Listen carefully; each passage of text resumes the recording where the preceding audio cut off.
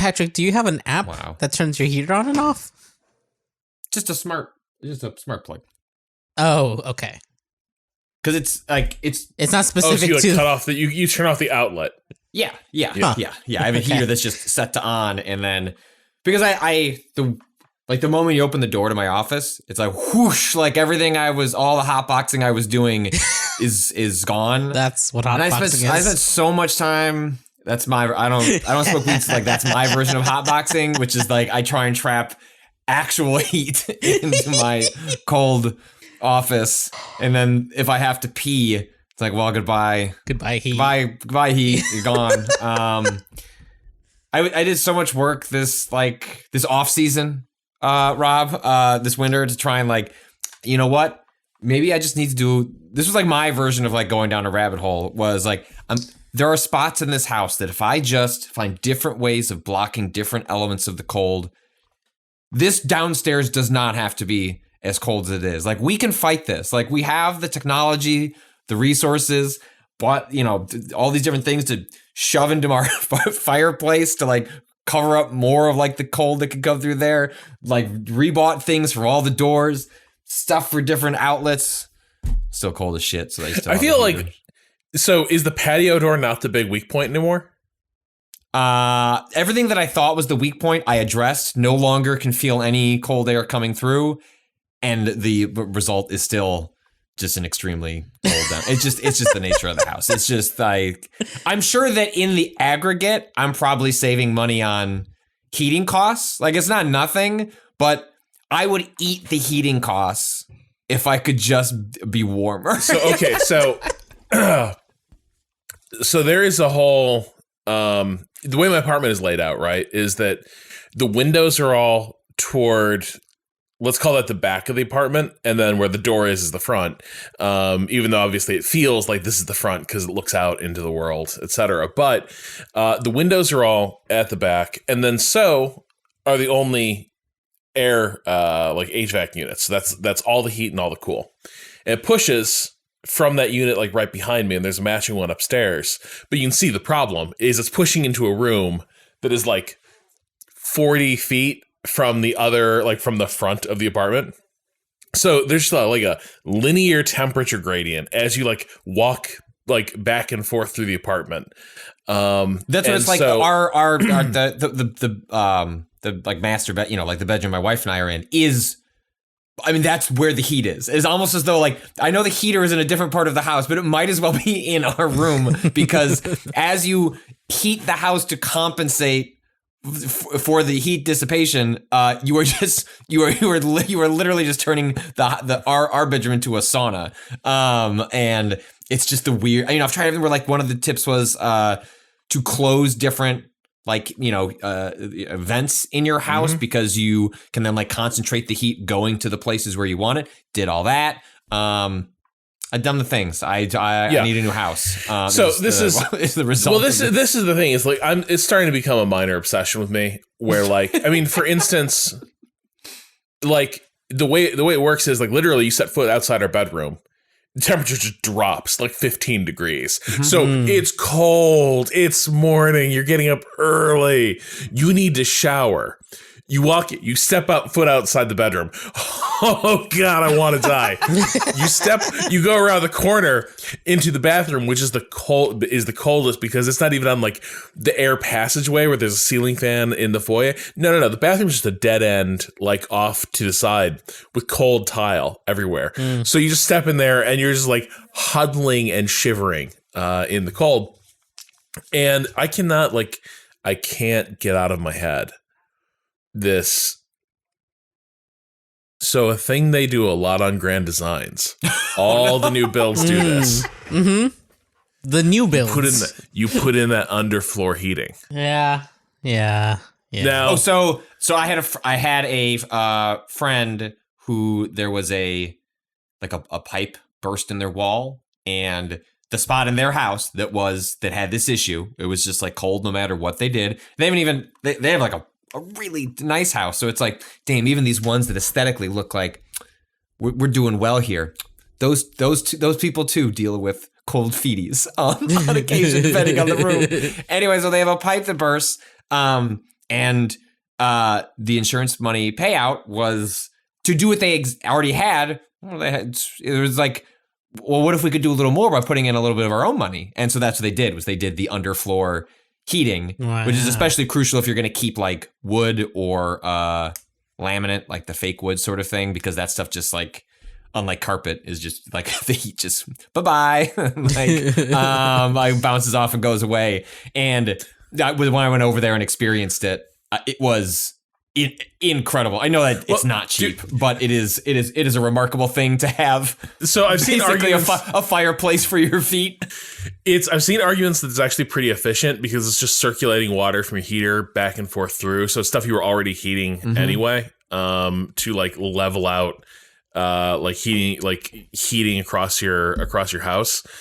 And I think it would make a huge difference for me, because the thing that really gets me is the fact that like not only are different rooms different temperatures, but I swear to God, there's like thermal layers in my house where it's like up here in like Sweater Town and like where my head lives, it's comfortable.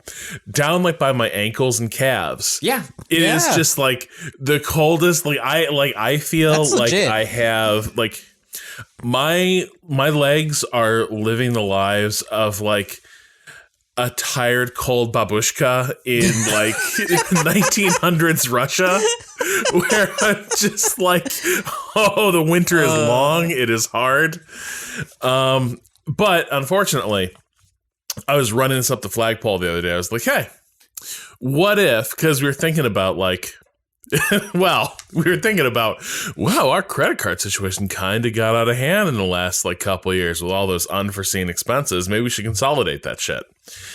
And then I was like, why stop at consolidating? Why not take out a personal loan and do some remodeling?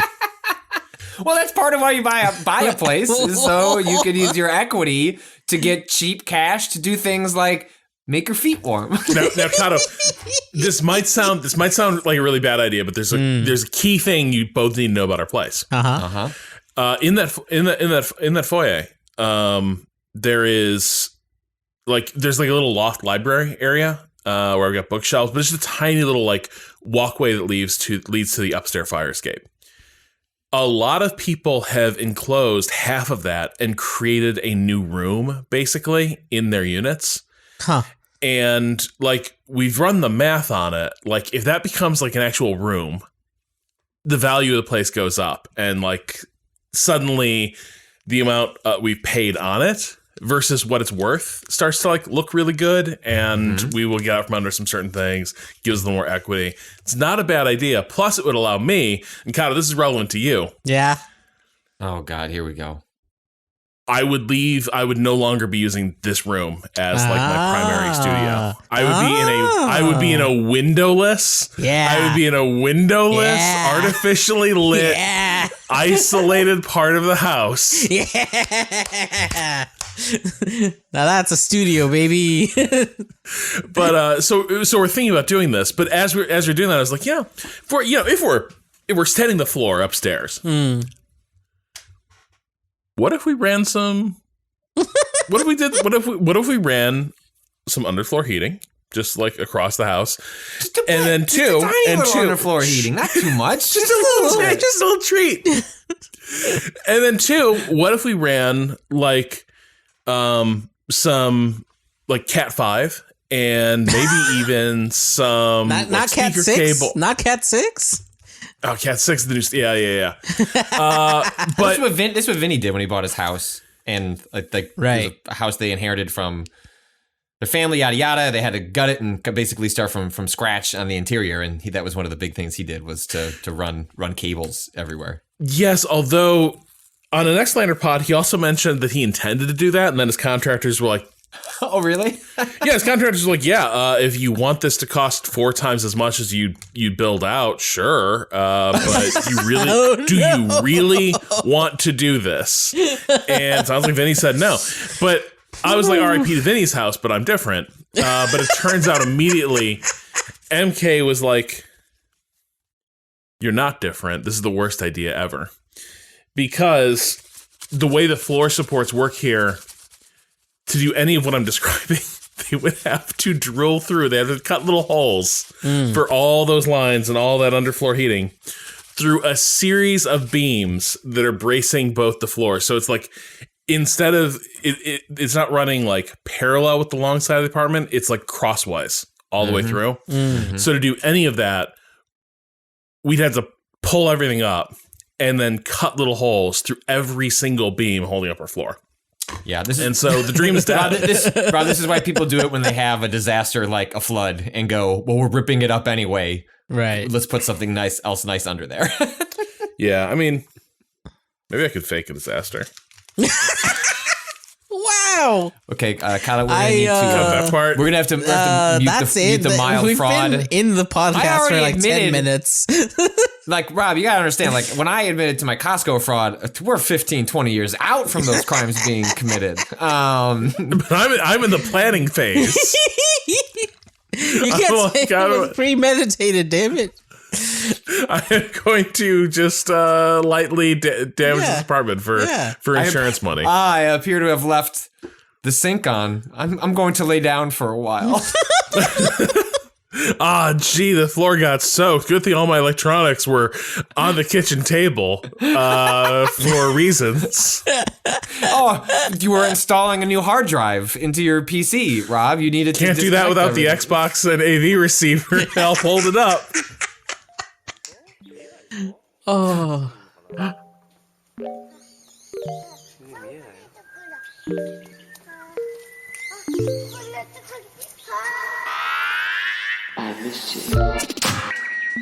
What's good, Internet? It's February 8th, 2022. You're listening to Waypoint Radio, episode 459. I'm your host, Rob Zachney, and I'm planning no crimes.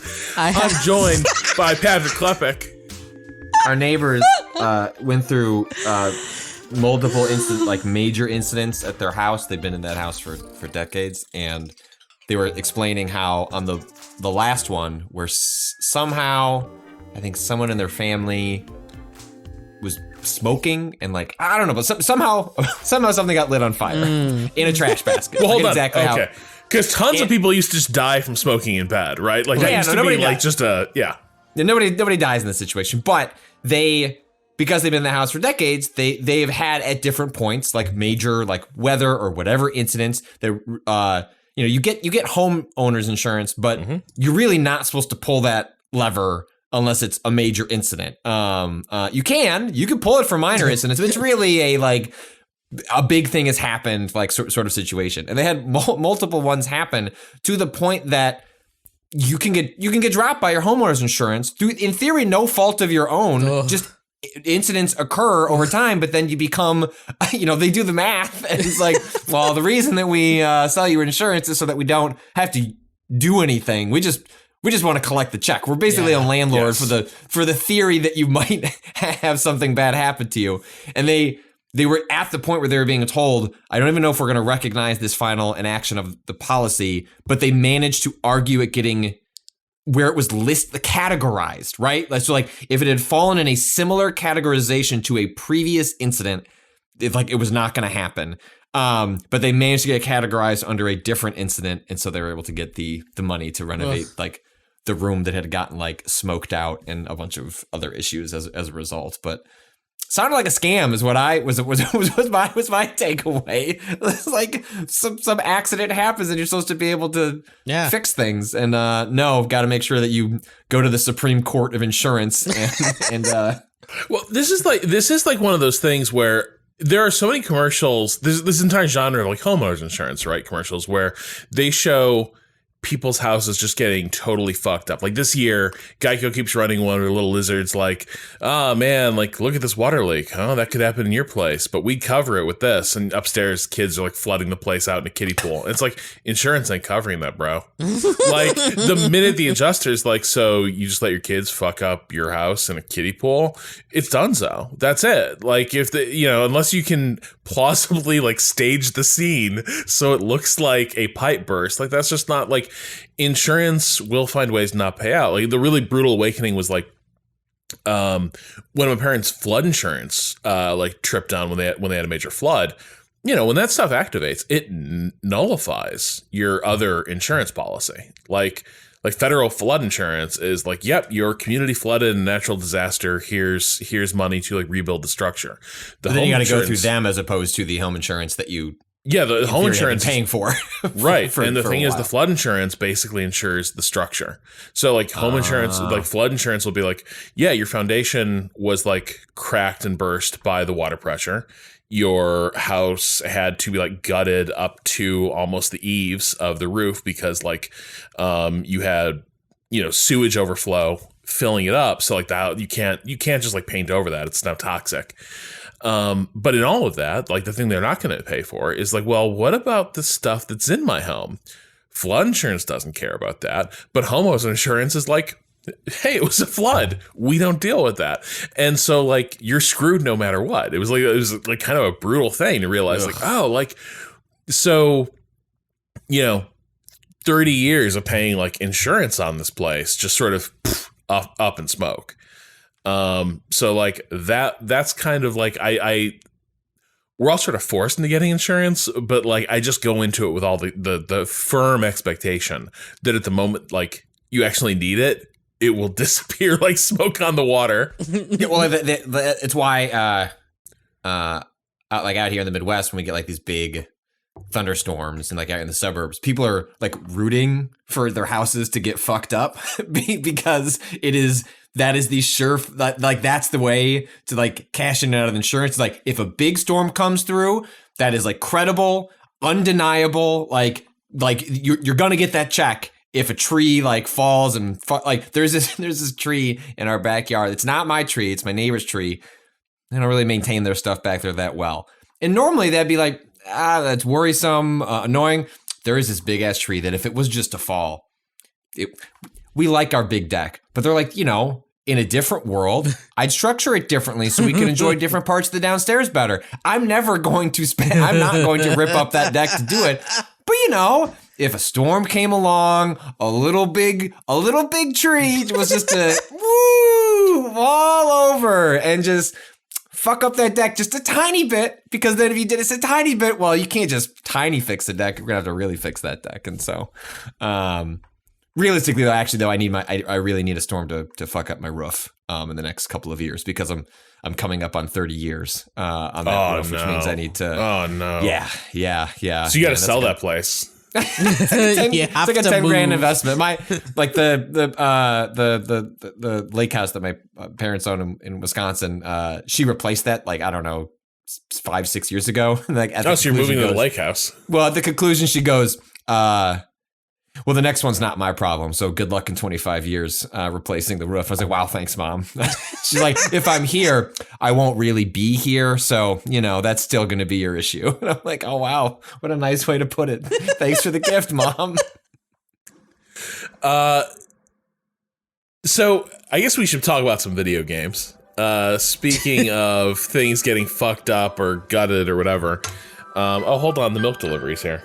I was going to say, is Cado, was he playing Pokemon while we were talking about insurance? No, apologies. That's just the milkman. Does the milkman have a specific ring, or is that That was my ask. Does he have a specific tone? Oh, you might have noticed that it's satisfying musicality. Yeah. The charming little ditty that played. Of course, that's just one of the many features you get with the Pixel 6 Pro. They every single dollar unlocks a different ringtone. 900 ringtones in this Pixel 6. They remastered a bunch of their like classic phone tones, and so it's like, wow, this is like an orchestral version of like some of the old music. It's very much like the phone itself now has gone in a like Nintendo re-release like collection, like the boop, boop, boop, boop, boop. That's what so I anyway, my milkman. Well, I don't have a milkman, but if I did, in so theory. We have a milkman, which is fun. But a thing I sometimes really regret that we don't have, because they don't exist anymore, really. Did you know there used to be seltzer guys? What? No. Seltzer yeah, guys? so apparently still exists in Brooklyn. Apparently there's like a Brooklyn seltzer company. But like, shit. So if you've ever seen like an old movie where people are like, haha, it's cocktail hour, and they pull out these really heavy glass jars with like a little dispenser at the top, and that's like their soda dispenser. Apparently those things are hella carbonated, like way more carbonated than what you can do in like an aluminum can for shipping. And so like apparently the seltzer legit used to be better back in the day. The Brooklyn Seltzer Boys. Excuse? Look at this video that's going on here. This photo that's on this website is like they're sitting around as these cans spray everywhere in the most casual way possible. No, Patrick, that isn't just meant to like suggest a certain like sexual virality that comes with these cans of seltzer. But I feel like that could be in a pill commercial. It's true, but what they're actually trying to demonstrate is like, look at the pressure. I guess it is still a little bit, but the point is, yeah. But I really wish I could have the service because, like, the thing is, there's only so much a little, like, soda stream thing can do. It can only pressurize so much. And, like, the minute you open that, it all starts coming out of solution real fast. Like, that pressure doesn't last long. But apparently, this approach doing seltzer was, like, pretty good because they had those heavy glass jars. So they could really take a lot of pressure. And that's what I wish I could have delivered. I'm gonna get this shit delivered. How much does this service cost? I'm trying to figure. Online store. Oh, there's an egg cream kit. What? I love egg creams. Nobody should be paying for an egg cream kit. Oh wait, though that's actually not a bad idea. Maybe. So wait a second. Comes with a shirt, Rob. You could have a Brooklyn Seltzer Boys t-shirt that people would ask. Oh my god. Is this ironic? Hey, are you a Brooklyn Seltzer boy? And you'll be like, you bet, mister. I don't know, Rob. I feel like the Brooklyn Seltzer Boys sound like they might be like some sort of like spin-off of the Proud Boys. Like I feel like people are gonna make some. They're gonna make some. I feel like if someone told me like, oh, I'm a Brooklyn Seltzer Boy, I'm making some assumptions about their politics pretty quickly, even if that's inappropriate. Hold on, you didn't say how much this egg cream kit costs $100. Yeah, you're paying for quality and one nostalgia. T-shirt, one syrup, one spoon. Okay, you get a spoon, one egg cream glass, and one seltzer bottle. Yeah, I guess I see how that adds up to 100, maybe. A working seltzer bottle. Yeah, working. So, but the thing is, I think they only do like the deliveries and shit like in Brooklyn, unfortunately. Yeah. So like that's the probably like so $45 per case a month. Maybe the future of Waypoint. I just need to be coming down for reasons like every like month or so. For Waypoint. Just in time for a delivery pickup. Just a little pickup. Just like, hey, it's been great. We're gonna do a live stream with the new equipment, at some point in the next couple of months, and just all of a sudden Rob's phone, that same tone is gonna go off. A slightly different one, but the seltzer tone goes off, and Rob has to go accept a seltzer delivery in front of Vice. Rob misses his save point segment because sorry, I got held up with the Seltzer Boys. Turns out I went out with them. They just seem like such cool guys. Oh, this is why. This is why they have working seltzer bottle, because they also sell a clear seltzer bottle, parentheses, display only. I love the idea that you just have that on a shelf. How many I'm trying to find how many bottles are in a crate, because you can get one crate for $45. Well, I'm judging by this picture. I'm judging by a picture where a man's holding a crate. Yeah. Wait, and it looks like Our History. Click on the Our History tab. Okay. It looks like 10. That looks like crate of 10. 1, 2, 3, 4. Yeah. Yeah. 10. What is that? Like a liter?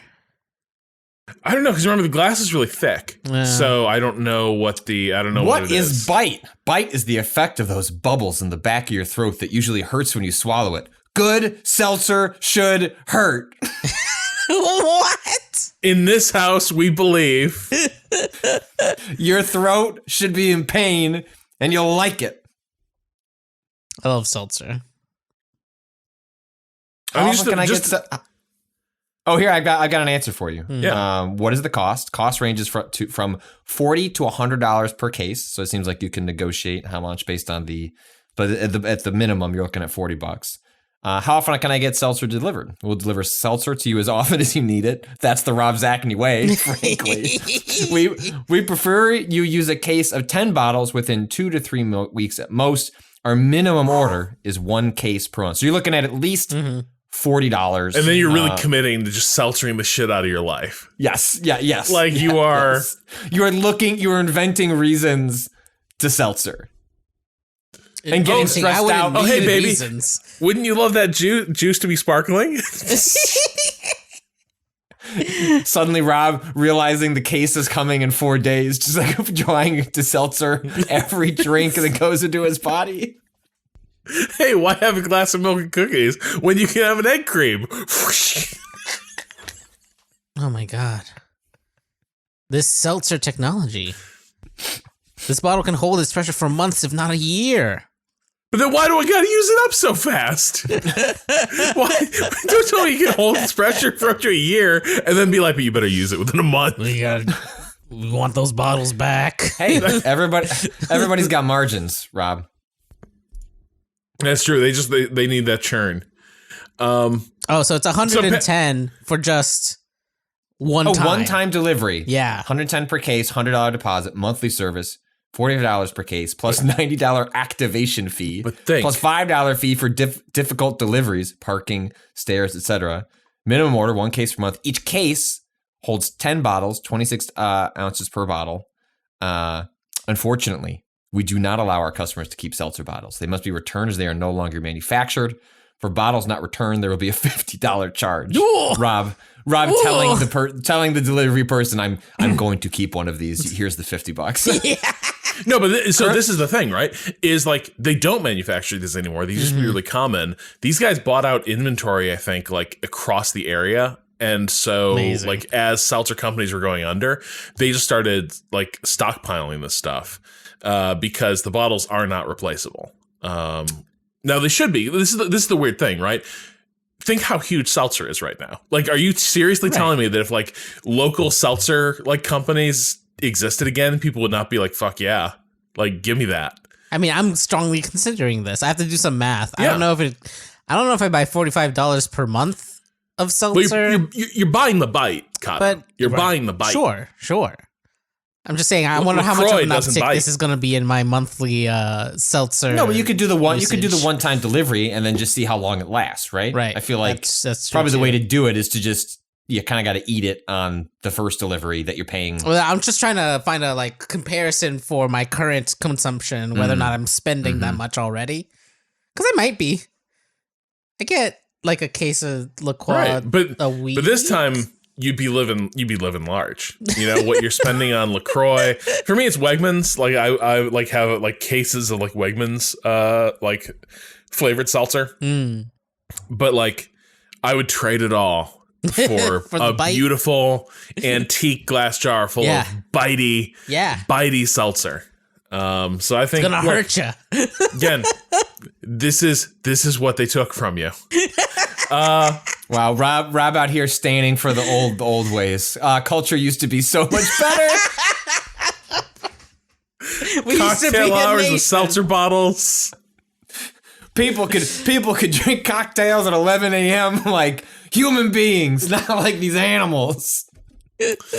I guess speaking of going back to the old ways, Patrick, should we talk a little bit about this Bloodborne Demake? Yeah. So right before we started this this podcast recording, I downloaded. I've been meaning to get around to this Bloodborne Demake that started as a Twitter goof. Someone just kind of experimenting around with demaking Bloodborne into a PS1 game. And then it was such a hit online, and I think also fueled by just the existential crisis that is FromSoft and Sony refusing to port Bloodborne to the PC. That sort of meme, at this point, kind of a meme, like fueling the folks working on this demake to actually build it out. And so last week, it actually dropped. It's a slice of Bloodborne. I don't know how far it goes in. I think it's like mostly Yharnam, like the opening area of Bloodborne. But I wanted to bring it up specifically because it ties in to a game that Cado and I have been. Well, I've been playing. He's been watching me play. I don't know if you've started it on your own yet. I loaded it up once. Yeah, King's. You bought a PS2. No, you have a PS2. You have a PS2. I have a PS2. I just needed that disc. I found that disc. Yeah, you'll find it. It's in the couch somewhere. Kingsfield 4, The Ancient City, an older From Software game. And there's a lot of things unique about Kingsfield. But what is probably the most striking when you play it is the way it controls. It is a game in which you are meant to be a tank. It's a first person adventure game, very much in the vein of like dungeon crawlers from like the early like PC days, but this one with a kind of a console band. Kingsfield started on the PS1. And I think The Ancient City, the PS2 game, is the last Kingsfield game that FromSoft made. They should bring it back, but the way you control the game. I'm trying to remember how it controls before you open up a PS2 controller, start messing with the wires, just like start like doing your own modding, you're getting really advanced. But you're like, so the PS2 has dual analog sticks, but it doesn't have move and look on the analog sticks. I believe at default, you can look left and right with the right analog stick, but you use R2 and L2 to look up and down. And then you use L1 and R1 to strafe. And I forget. And then you're using the left analog stick to go forward and back. So like, in a sense, the game is saying like, look, we are giving you a full movement. You can look up and down and then left and right. But what's hard to convey without actually either watching it, but really experiencing it yourself is the best way to understand that. Like, it's the way we think of like move and look on analog sticks or on a keyboard and mouse these days is it's seamless, right? Like it's all a continuous motion that you're manipulating. In Kingsfield, it is a discrete action. It is like, no, there is up and then there is down and then there is left and there is right. And you're doing one of those, but not both of those. And yes, they can sort of combine with one another to invoke the notion of moving around naturalistically in a space, but that's really not really what we're going. It's like drawing a diagonal here. Line in an Etch-a-Sketch, where it's like you got to use the. I mean, because it is trying to evoke that, like what a dungeon crawler was like you were going through squares on a grid. You were going forward, back, left, right, and it is trying to evoke that atmosphere in a 3D space. And I think it is very effective at that. I think if you get out, your modding tools for your PS2 controller and you're able to give yourself pseudo look and movement, I don't think you are going to ultimately sacrifice too much in experiencing the quirkiness of that game. But I bring all that up to what I was shocked the most at in the Bloodborne Demake is when I booted up. It's got the beautiful PlayStation 1 boot sound. They keep that. It's awesome. Nice. And then I jump into the game. I'm like, well, these analog sticks aren't doing anything. Well, I must not have maybe I didn't connect I got this new PC, so maybe something happened with my Xbox controller, and so looking at it, mess with it, and it's like, no, that's connected. It's like, they're only gonna let me move on the D-pad, and you control the character where up on the D-pad as they run forward, back on the D-pad as they run backwards, left on the D-pad as they run to the left. So it's not as though you're manipulating the direction of the character by using the camera. And L2 and R2 are how you rotate the camera. They just will not let you. Yeah. It's a commitment to how this game would have been controlled. I don't know if there's an option to change that in the options menu. I didn't look because I feel like you should live with it because I think their commitment to the demake is such that they didn't just aesthetic. Frequently, we just associate with the visuals, what we see with our eyes. But the aesthetic of a game of that era would be that, yes, the PlayStation 1 had the first DualShock, right, the first analog sticks, but games could not be designed assuming you had it there. So they had to have control schemes that worked with the buttons that you had, the non-analog sticks. And so this one very much presumes you have that original PlayStation 1 D-pad only controller, and it's a real joy. It's a really well made one of these. It's both extremely loving to the original work, while also like again pointing out how the control stuff operates. It even goes a step further than I think a lot of these little what really start as goofs stop at, which is that they then considered the hardware that it would be on. And its commitment to like the flickery polygons, like, you know, if you've ever gone back and played like an early PS1 or Sega Saturn game, like those early polygonal games where it just barely feels like the polygons are able to stay on the screen. They're just like all vibrating with intensity, and there's that's all here. And you know, they've got all the mechanics. You know, you because you don't have the analog stick, you can't swap which character like you're locked onto. So like you lock onto one, you got to lock off, like try and lock on to the next one. It's It's a goofy little thing. I think we're gonna boot it up alongside a coffee appears on Wednesday, because I know there's at least a boss. I think they've done the first two bosses. I think you might get as far as both the cleric beast and Father Gascoigne, nice. Which I think is the second boss in Bloodborne. So I think they've modeled at least that far, and it stayed up for a week. So I think if Sony was going to take it down, maybe Sony was like, look, yeah, we aren't making that PC version that everybody really, really wants. It would make everybody extremely happy, but we'll just let this. We'll get it with the Bloodborne like 4K HDR version that they make, right? Like that man. Mm-hmm. I wish. I'm out here just desperately wanting to replay that game again, but instead I'm doing a demake to scratch my itch.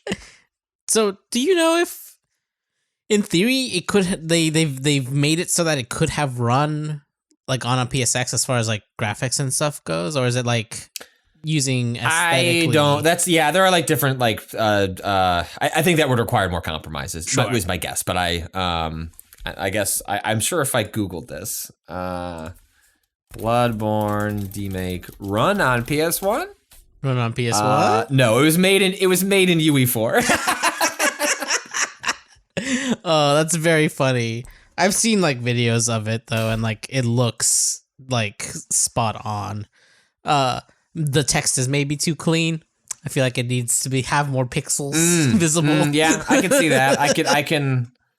But apart from that, it looks really neat. We have to find a PS1 controller and mod it so you can plug it into your PC.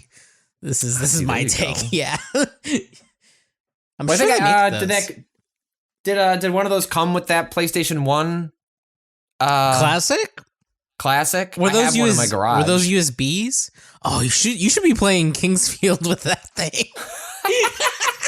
Can I do that? If it's USB, you might be able to. Let me see. Does that have does it have analog sticks on there? We might have some controller. It does not have analog sticks on it. Have analog sticks. Yeah, but this is what I'm saying. This is what I'm saying. I mean, it's interesting because like the fact that we in Kingsfield modified the controls to make the base level of movement a little more approachable. It does in doing so. What's been fascinating playing it with Cado has been like, oh well, if you want an easy mode, it turns out the easy mode is to just allow yourself to be able to properly control the game, because it's just. The enemy rotation is just not meant for you to be that fast. Right. It's like you are not supposed to be able to go and do a backstab. Oh, is this like the thing with like on Resident Evil? People are like, tank controls is how the game is made. Like it's meant to be cumbersome in exactly these ways. Right. Which makes it feel, like it was clearly designed around that. Like so, like everything, like the enemy movement is built in response to the player movement, and so a lot of Kingsfield 4 is.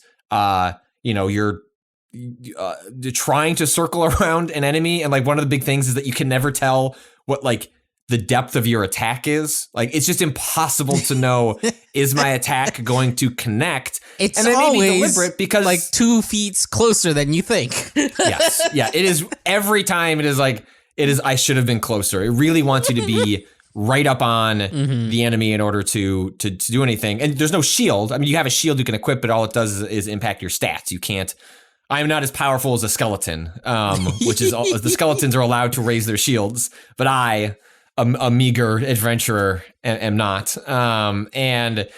But it makes it interesting to explore the game in the way that we're doing it, because I mean, it's ensuring that we keep like moving forward and like we're progressing and like we still experience enough of the quirks of the game that I don't think again, this change was Dia approved. And so I feel as though I am not betraying the spirit of King's Field if Dia has said that it was okay to remap the analog sticks to make them feel I think acceptable. In theory, those buttons, like you've remapped them to make them a little easier for the way that things are designed now. But I think in theory, you could still do the circle strafe. It would be a lot more difficult, probably. You can claw your fingers. Yeah, the claw. Like, you gotta do the claw out. Yeah, it's not a mod, so it's like we haven't applied a patch that gives free look to, which is basically what's limited. Like is not here. There is no free look. Yeah. It is restricted to up, down, left, right, and all we've really done is made it so that it's smoother. But it always like Cado's constantly asking me questions about like, why are you the way you are when I'm trying to do these controls? Like. It's like I was like, Cado, it will make sense when you finally play the game. Like then you will be able to grok the limitations that I'm like. Why is it that Patrick uses strafing to like go around things so frequently? Because it's just easier than doing.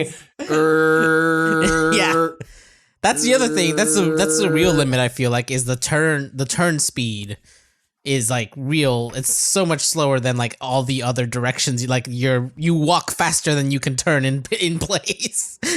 Oh, but it's great because you have those sequences like when we were exploring, underneath in the poisonous cavern, and it's like, all right, well, I'm gonna run forward and try and grab this thing, and then now I need to turn around, and the turning around is just it truly is like I'm turning a tank around. It is the slowest thing in the world. I'm getting poisoned. I'm losing health. I don't know if enemies are attacking me. King's Field 4 you have to kind of know what you're going in for. I don't think it's the most, I would say it's simultaneously more approachable than I thought. And yet I would still, I would probably recommend a Let's Play before I would tell people they need to like experience King's Field themselves. Right. But I am really glad that we've been playing it, specifically because Miyazaki didn't work on this game. And I was advocating on a previous podcast, Rob, or someone asked a question of like, what if people could package together some old games, re-release them? Are there any ones that you would like? And my answer to that was I wish From Software, who has existed long before the Souls game made them a household name, a lot of their older stuff is just completely unknown to the majority of the gaming audience, and playing King's Field is fascinating because like this, I've called them the sad sack of shit NPCs, which is just basically like the bummed out soldier type who is just hanging in the corner with his head in his hands. You think that is a aesthetic specific to, oh, that's just Miyazaki and his sense of humor and what he brought to Demon Souls, which was a game that was at half in development before he kind of became the creative lead. He's like, no, like From Software's been establishing this aesthetic, this approach, this like deliberate slow pace all sorts for a of long things. time. It's like NPCs that you talk to leave the room, come back, and then they're like turned. It feels like such a like thing that I've seen in multiple Souls games that I was like, oh shit, the first time it happened in King's Field, like, wow, this predates Miyazaki even, just like the idea of really, really like trying to emotionally like flip that switch of like, shit, I was just talking to this person and now I have to kill them. Well, or the like the skeleton popping out of a chest. It's like, okay, like that. I mean, obviously, like the twist that the Souls games takes with the chest is a little more monstrous, but like it's still playing with the same ideas in a way that, again, I wish more people could experience. Like, there's not an easy way to experience King's Field 4. Like, you can't just download it on one of these services. And even if they're not going to port stuff like this, I wish things like cloud streaming would at least allow people to somehow play a spun up version of that, and it's just too bad. But yeah, people should come check out our streams. We'll do another one later this week. I'm as is like gone with all of these streams where we start them going like, what if I just played a chunk of this? Yeah. It's like now, no, like Cado and I will see the end. We will probably record a podcast finishing like a pre-Elden Ring, like let's talk about King's Field, and I'm working on roping in some folks to chat with us about it. We'll still do that, but I think I may actively commit to finishing. Once I took down that spider, Cado, like how much worse could it get? You've defeated, your specific demon here. I defeated my greatest fear in that game, and so it is only fitting that I continue to move forward and defeat the rest of it in response to that blatant attack of me by me being called out by old FromSoft. Vulnerable and honest to my audience and being like, I'm not really arachnophobic, but spiders, specifically like the hairy big ones, tarantulas, they get me really close to feeling arachnophobic. And then I open a door and there's a giant tarantula on the ceiling that sprays me with a spider web. Just room-sized asshole. Like what the fuck? Rob, thanks to my accelerated control scheme, I was able to just like navigate around this circle, and I'm like closing my eyes for the majority of it. Like I would open it to hit the fire spell, and then just close my eyes again as I was rotating around. And the whole time, kind of like, as you're inflicting damage, it's getting faster. And I'm like, no. Don't need to know about that. No, that's thanks for the heads up, Cado. But just tell me if I'm going to die and I need to use a health potion. Well, I am thrilled to hear that the Waypoint Quick Look Let's Play pipeline to complete playthrough continues to be 100% of what we're. We'll just take a little look. We'll just take a little look. Like 3 months after it came out, we're like, all right, here we are. The end of Back for Blood. Here we go, gang. The thing you've been waiting for since Halloween. Like 50 people still watching. God, what were the numbers like on that final stream? Good. It was normal. They were good. A little lower than our but good. Yeah, our floor isn't that low. No, but yeah, it is not as high as the King's Field or Inscription. Like but look, we did that for us, and I'm glad that people came along for the ride. Waypoint is part of completionists. Well, and Waypoint Plus was unlocked to help us, do the things that we wanted to do. And sometimes it's the audience pointing us in a direction, and sometimes us telling the audience, you just need to be a little patient. We need to finish Back for Blood. Yeah, just gotta put it to bed. We're good. And on that note, I need to put my dairy order to bed real quick. So we're going to take a quick break, and then we'll be back to discuss more games and some other stuff. So back in a second.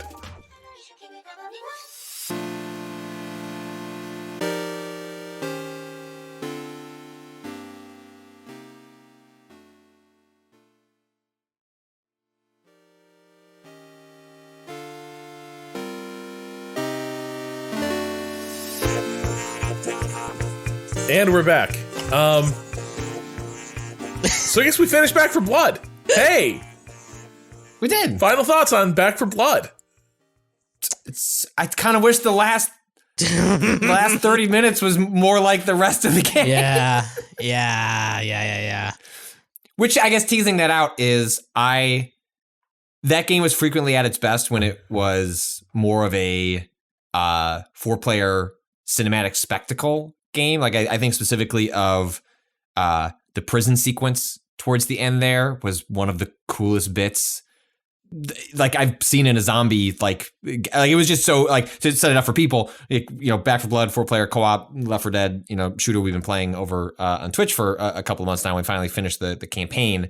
There's a sequence where we're going through kind of like a prison. It's like an outdoor prison that's been obviously overrun by the zombie threat, in which it starts, they start filtering in over the fences and at a pace and with a quantity that is very much, if you've seen like the clips of the World War Z adaptation, where you see like thousands of zombies climbing on one another in order to like scale themselves to climb over the encased human cities, and just like where the zombies essentially weaponize and use their bodies as building blocks, and it was very evocative of that sequence, as we had what felt, at least in my eyes felt like thousands of. I'm sure it was just like a couple of dozen, but it was like it had filled the everything in my eye line to such a degree that it was overwhelming. And what we quickly realized, well, not quickly enough, was usually it's like, oh, if you kill enough of the enemies, you can take a breather and then regroup and then move forward. Yeah. And it was very clear in this section. It was that no, you just need to get to the end. They are just going to keep throwing these enemies at you, and there was no helping each other. It was just go, and it was like, well, I guess that person's gonna be left behind. We'll figure it out at the safe house, and just like screaming and like running and just like complete chaos in a way that I thought the game like very rarely achieved those sort of heights. And then combined with that was the final boss that had a very raid-like feel to it, and was one of the only moments in the game where I felt like we had assigned roles that were very satisfying for both like Cado as the person kind of overseeing that, for like me and Natalie, who were assigned to like taking out like the ads, like the regular zombie types, or like Rob and Cado were handling these big like mini boss tentacles. It was just really satisfying, and I don't know that that's always how I felt in a game that I look back at as having had a good time with. But if I'm like trying to pull out the moments where like, oh, that was really well designed and interesting and separate from it's just fun to shoot things with 4 people, it was kind of that last stream where I really plucked out a couple of those that really elevated itself. Yeah, I think there were like I think there's a lot of places where the game is very flat. And I mean, like, also just in terms of like what is the intensity level or the excitement that you're facing. Like the first time you go through the town outside the survivors camp and like you're doing a bit of scavenging, it's like, wow, cool. There's like a whole town out here and we're sort of like wandering around it and figuring out what we need. Like the third time they have you do it, you're like, yep, okay, so this is just another sort of undirected like roam and forage phase. And then we're going to get to whatever it is we're actually going to be doing in this campaign. There's a lot of that. They rely way too much on, oh no, it's the big bag of hit points monster. And like they're intimidating because they're hard to bring down, but yeah, they aren't like terribly interesting until in addition to the thing that Patrick was just talking about, which is sort of the 2-part last encounter. Right before that, there was a challenge that was entirely about crowd control and like movement, which was really cool, where you had to take out like these 4 nodes, but each node had like 2 smaller things that were sort of hidden nearby that you had to deal with. But like you are constantly being besieged by like powerful enemies and then waves of like low level zombies. And suddenly those big bag of hit points monsters became interesting because they became part of a really thorny crowd control dilemma. Like, you know, you can outrun the big guys, but also you do need to thin out the herd of little guys in order just to maintain the ability to move and coordinate with your team. All that stuff was, I would say like the stuff we were seeing in that last stream was really, really cool.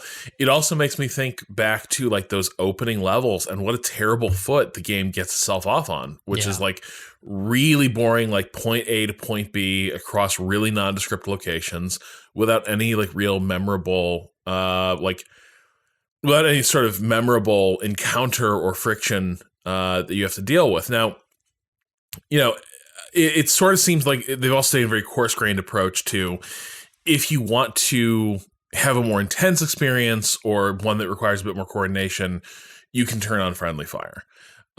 Which I'd be curious to see how that changes the game, but I sure do wish there were sort of an intermediate step where it's like, instead of like, don't take these really boring phases and try to make them interesting just by like the fact that we can completely fuck each other up, like just at random. Like instead I would prefer maybe just slightly more interesting pacing and encounter design than we get before. Like you kind of have to earn the like, yeah, fuck me up, I want maximum punishment in this setting. Yeah, kind of have to get the buy-in from the player to be like, I've had so much fun playing on these lower tiers that now like it would be a ton of fun for me and my crew to step it up to that level. But like the opening, you know, several levels Back 4 Blood are really weak, and it seems like their best ideas kind of their best encounter design comes last. I don't know if it's their best levels, but like their most varied way of like forcing the team to function doesn't hit until pretty late in the day.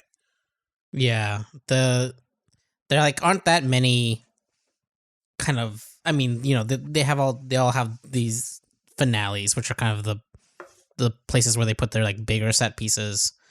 But like, if I'm remembering correctly, like 3 of them are essentially the same thing, right? 3 of them are just like you're holed up in a specific spot. There was the church, there was that boat bridge, and the boat one is maybe the most different of those early ones, because you have to kind of like split the party a bit. But apart from that, the other one, the church one, and then what was the other? There was the cannon one. You basically have like a central defensible position that you're trying to like also do some side objective with, but you're kind of mostly defending from one point and like dealing with hordes, right? And then doing a quick thing in between the hordes. And then those last ones kind of break that in a very like fun way, like we were saying.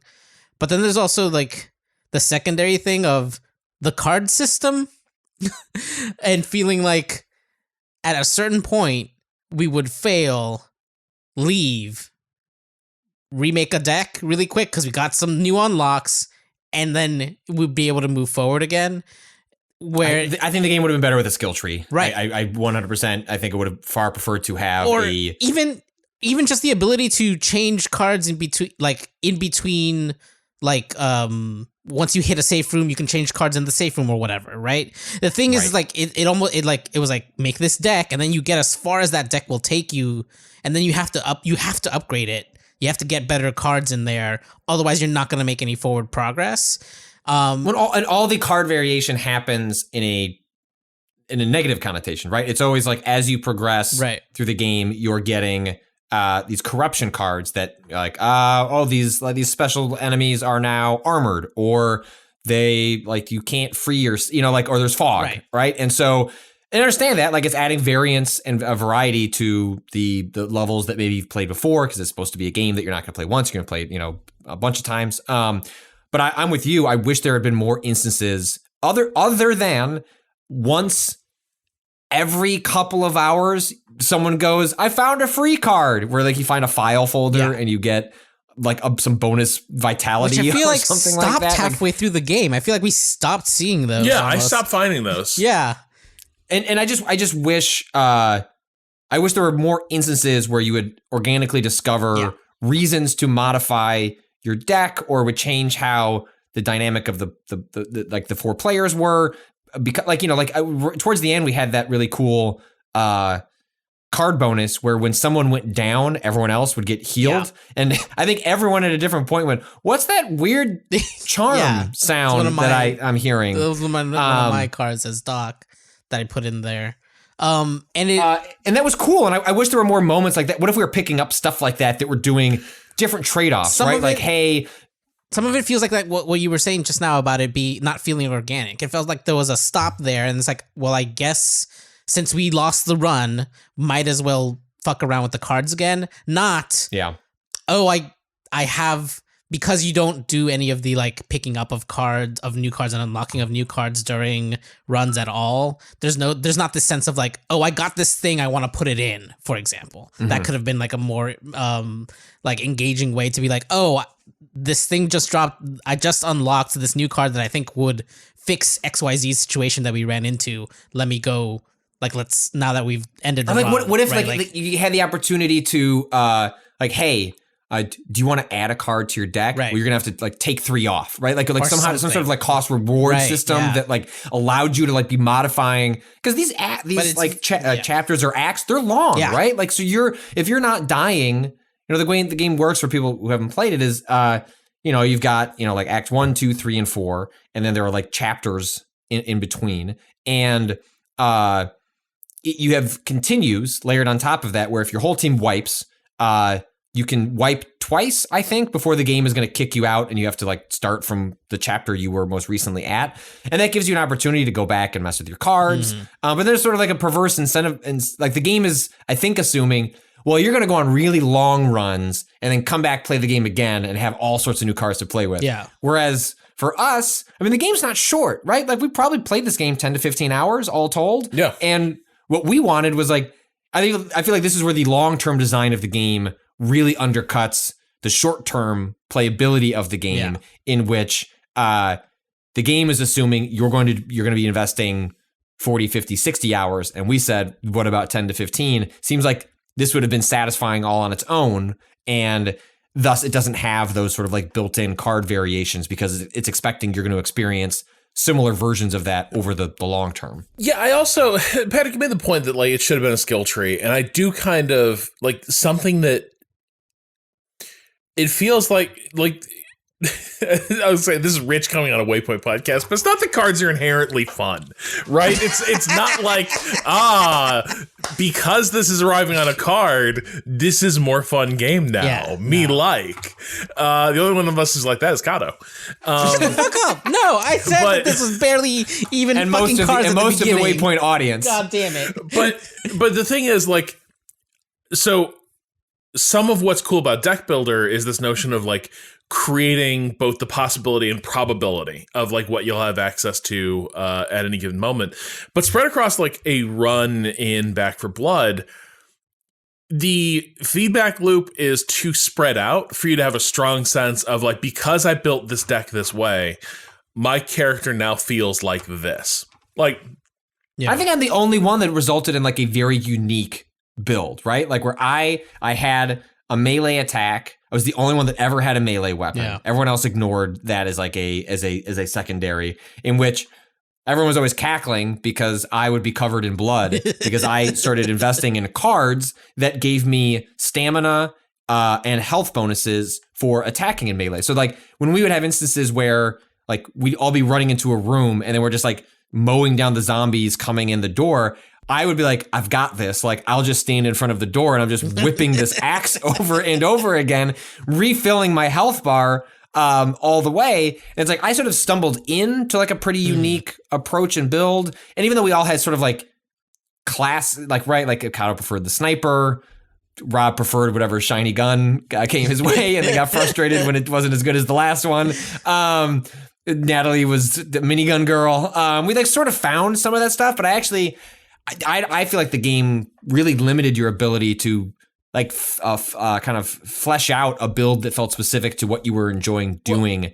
So even late in the game, like I could sort of feel like, yeah, I had made this character work this way, where it was like I had there's a lot of cards that decrease your stamina or decrease your stamina recharge or both, but like increase your ability to carry ammo, maybe increase your ability to do damage with like certain weapon classes. So I had invested hard in like creating a version of my character that was more like it's a slow moving turret.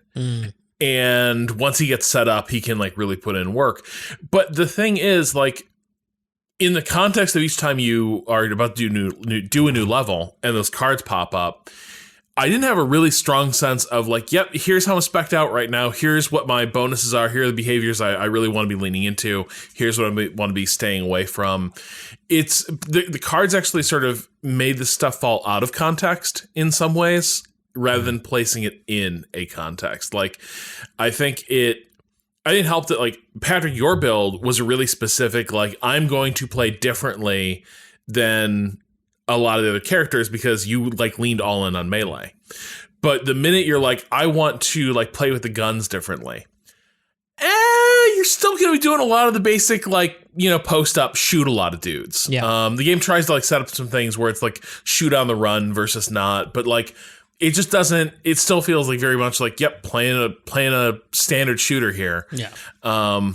And it's hard to draw those connections between here's how I built my character with these cards and here's what that means for how I should be playing. And I'm sure like if you play it enough and you're playing at a higher level, maybe that stuff starts to matter more. But in terms of it making like intuitive sense of like, here is who my character is, I think the card system may have cut against that a bit. Yeah.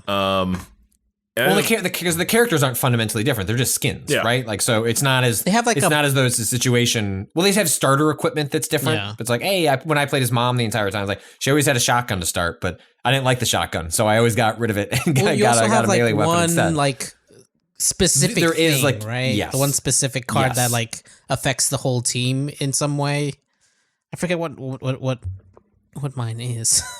Yeah, there are some differences beyond, but it's not huge, right? Like it's not like if we were all to have shifted which characters you're playing, I don't know that it would have felt meaningfully different. And I wonder if that could have been a way the game could have addressed it. Is like if the actual characters like intrinsic abilities were a little bit different, and then that would then inform the cards you were applying or even the cards you were getting. I'm not even sure what yours and I know mine and Natalie's because they were kind of like the most obvious, right? Like Natalie's was she could see any trap, and mine was I had a free heal that I could give people.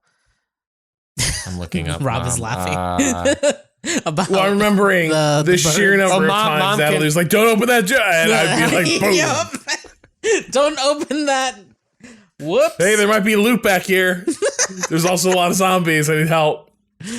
Tough love. Mom can instantly revive an incapacitated teammate once. Oh. And then +1 team extra life, +1 support inventory. Again, those aren't not meaningful, but I don't know. Again, I think part of what we're all scratching at here is, having played a game for 10 to 15 hours and not feel as though we defined our characters quite enough. Yeah. And so, maybe we're coming at it from the wrong angle because the game's pitch is, hey, play it a bunch. But don't play don't play those 15 hours spread out over 3 months. Yeah. Maybe not. Our bad. I feel like I only really hit a build at the end, which is when it was most obvious too, because in those last acts you're getting your entire deck at once, right? You're basically at full power with whatever you've decided to build towards, and then you start getting bonus random basic cards as you unlock stuff when you're going through the last act. And I had basically kind of leaned fully into the healer thing. I had that card that healed us every time someone went down. I had a thing where whenever I healed someone else, I would get I think 15% of that heal back, on me. And that felt all right, I'm getting a build. But part of the issue here is that the way that unlocks work is there's these specific tracked supply lines is what they call them, but those are seemingly completely random, right? And you have to basically go through one, finish the supply line before you can unlock the next one. I feel like that changed at some point because when we logged in this very last time, there were 3 supply lines and I could kind of pick and choose what to unlock from all of them. But for the majority of the time that we were playing, it worked as you picked which supply line you were going down, you finished it, and then you could pick the next one. And those supply lines were usually themed very strongly, right? So it's there was a stamina based one. I went through all the stamina stuff, but now I'm all leaned into stamina stuff, even if all I really wanted was the one card at the end of that supply line that looked interesting. And then effectively all I've added to my deck is that one card. The other ones were fine. I didn't need them for what I was trying to build towards. And so that method of kind of gating unlocks did not help the building aspect, I think. I would have done more a point system where it's just here's all the cards that are available. Yeah. To take either save up all your supply points so you can get the really big ones, or if you want something now that you think is going to be useful in the meantime, get the cheaper ones or whatever. Something like that where you could pick and choose. Or even if it was, there were occasionally you get these sort of in-game achievements that were oh, you've done 1 million damage. What if, you have you're saying a card chart, right? But you were working towards that by a differing play style, right? Hey, if you bring a melee weapon into the next chapter, you're gonna unlock. I'm just trying to think of different ways that they could have had you playing differently to then influence how you're accessing cards, thus just diversifying your both approach and the kind of builds you'd be doing. Stuff like that would have been neat, but as it stands, it feels. Again, it's not, obviously I'm less into the card thing on a base level, but it feels like it was a game, cards are in right now, and that's why this is the way it is. And wanting to add randomness, that's fine. That makes sense. That's an extension of the AI director, is that beyond just how the enemies are spawned in, it's how do we change how the player, because Left 4 Dead was very static, like that you weren't, it was just the environment around you changing per run. And so I think it makes a lot of sense that they would want to extend that to the player experience as well.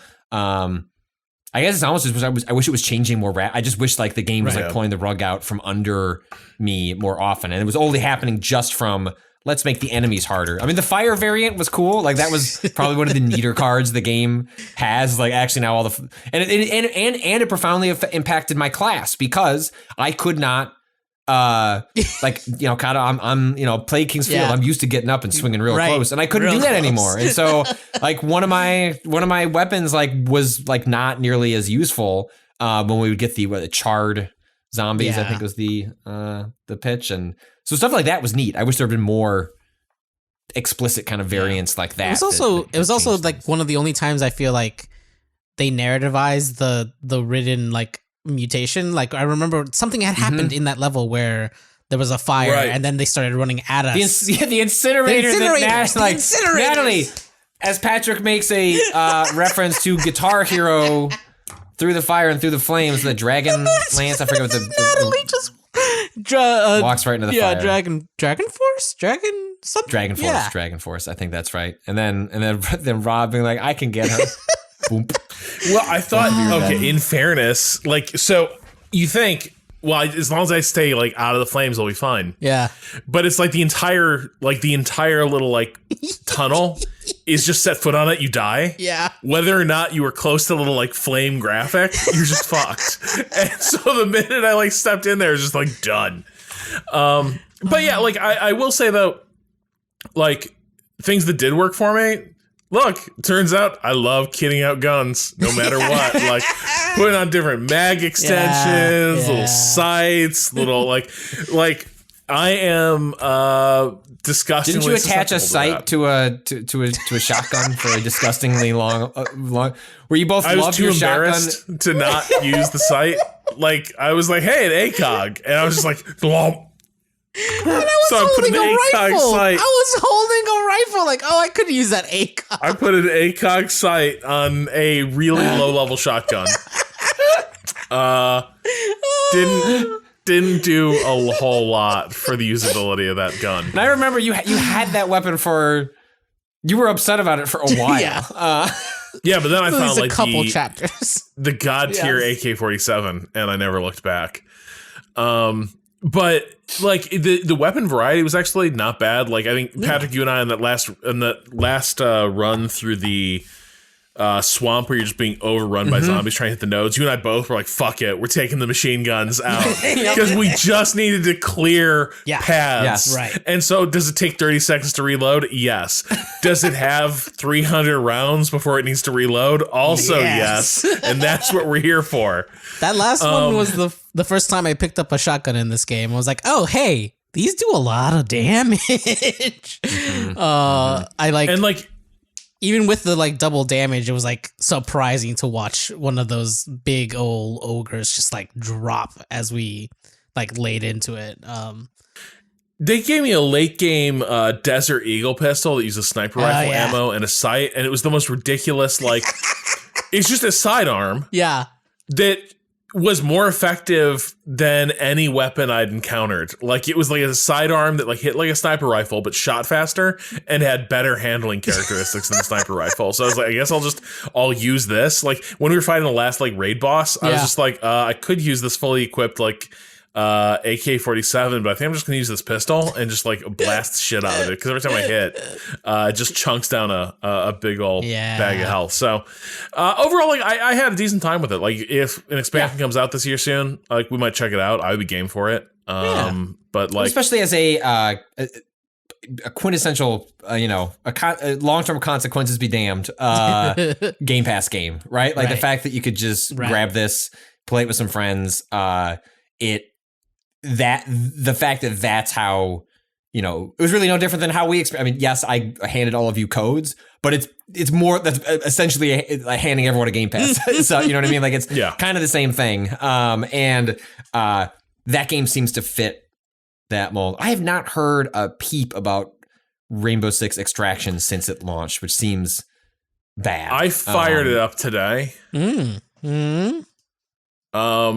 We'll talk about it maybe later this week. But my first impressions were like, oh, this is less adapted than I was hoping. It's like it. We'll get into it, but like the first impression it made on me. I just got through training, so like way too early to say like whether the game's good or not. Yeah. But like just in terms of like how it feels, some of the things that are introduced, I was like, I don't know. In a lot of ways, I was like, I think I liked this better when it was The Division. Even though the gameplay is totally separate, it's once again doing the whole like, man, the plague has hit New York, and the only thing between so we got to get in there. Yeah, and like it's very funny. Their whole like, now this plague is completely out of control, but we've isolated all the plague zones, the hot zones, into 3 layers of push your luck encounter spaces. And I'm like, wow, it's just totally off the chain in here. Where it's like, do you want to keep going deeper? And yeah, I don't know. I have not heard a lot about it. I'm with you. I figured that would be like a game that's getting discussed a lot in the 4-player co-op space, especially when you consider how popular Rainbow Six has been for like years. Right. And this one, yeah, kind of a muted reception. So we'll have to like figure out what's going on there. Before we wrap it up, we should probably talk a little bit. Let's get into some letters, I guess, real quick. Letters? Are these different than questions? Did people write essays? Yeah. Are we getting physical mail? No, we are not. We'll Rob wishes. We'll dig into the question. Rob wishes but we were getting. I wish. Yes. Oh my god. Bring back I the would. epislaries. My Honestly, seltzer delivery in my mailbag. What if? Okay, like I said, eventually we're hoping to do some sort of live thing in the like nearest term. But what if we had people start writing letters, handwritten letters? Oh my god. And sending them to the Vice office. Yeah. I'd go And like higher pick them up. chances of being read if like the paper stock is good and if there's like evidence, like more like oh, this is block printed ballpoint pen. No, I don't think so. Let's see somebody get a fountain pen out. You said block printed, and I thought you meant like a wood block. Like someone did a wood block print of an entire. Hey, Cado, don't limit people's imagination. That'd be fucking great. What I'm saying is, start thinking about it. I don't know what to tell you on where to send that. I'll spend this week before the next podcast. How can we do this without doxing ourselves or exposing Vice employees? Right. What the Vice the Vice office is like the Vice office is like a public like that's not so I think that's how we're going to do it. Yeah, we will figure out how to address that so that when they start getting like a brick in the mail someone's etched into somehow, there's a place for that to go. Oh no. I will I'll have an answer later this week. Stay tuned. But start thinking. So I don't think you guys read this one. This is a Waz. What's better, a big bathtub or a backyard hot tub? A big bathtub or a what? Backyard hot tub. Backyard hot tub. I love hot tubs so much. No. Love hot tubs. No. Hot tubs are fun, bad but experience in a hot tub? No, it's fine. It's fine. These two things are not comparable, though. Let's be real. A hot tub versus what is that supposed to mean? Look, hot tubs are fine. They're great. Whatever. Okay. They're fun to hang out in. But taking a bath is one of the most luxurious things. Like sitting in a bath, just like soaking in a bath, is 100 times better than being in a hot tub. You know, but people judge me if I open a beer in my bathtub. No, they can't. They can't judge you because they can't see you. You're alone. You're alone inside the fucking. You can do whatever you want in there. You can sit there and I don't know what Cado is doing in his giant bathtub. I don't have a giant bathtub. I just have a bathtub. I am putting a plank over the top of my tub so I can sit my laptop on top and watch TV. You're doing what? Yes. What? Because It's not. What if it falls being in? careful. I'm being careful. It's fine. It's fine. It's stable. It's stable. But I can sit there in the warm water and watch my favorite TV show, watch some anime, relax. Do you have to like which call you your cannot partner do and be like, outside. my hands are wet. Could you come remove the computer from the tub? No, I keep my hands out and like dunk most of my body in there and just like keep my hands free so that I can. So keep a You don't towel. put your I hands keep in a the towel tub? nearby if I do. Like need to move things on the computer. Sometimes like. I'll need to grab for the towel. It'll be fine. But Is this what people are using those planks for? yeah, yes. you see. Here's two things. One, you can do whatever the fuck you want because it's inside your house. Privacy, love it. Two, the other, we all live in a place where winter exists. Mm-hmm. I ain't going fucking outside in like a bathing suit to get into a fucking hot tub in the middle of fucking winter. God, but I am gonna go into my fucking bathroom. Hold on. One of the greatest joys of an outdoor hot tub absolutely is not. going into Never. it in the winter. I couldn't make it out of my house. I would be too cold. No. The dichotomy between like the split between your face like freezing, like your hair like freezing a little the bit. cold air keeping you shockingly That's awake. It's horrible. like you are like so awake, but then also you're so warm. It's incredible. No, that is one of the greatest joys. Like the fact that you laid that out as a negative is reviewing this differently. Yeah. Absolutely not. In my mind, this is not even a question. You would always want the big bathtub. The big bathtub I have fucking seen rocks. Costco is currently selling. Like I look at it every time we go. There is like a there's hot tubs. Sure. Like the big like giant ones you got to put on a cement block, and then over COVID, I think specifically like these have become like these other like more compact portable hot tubs have become more popular as people like want things to do that's near where they are.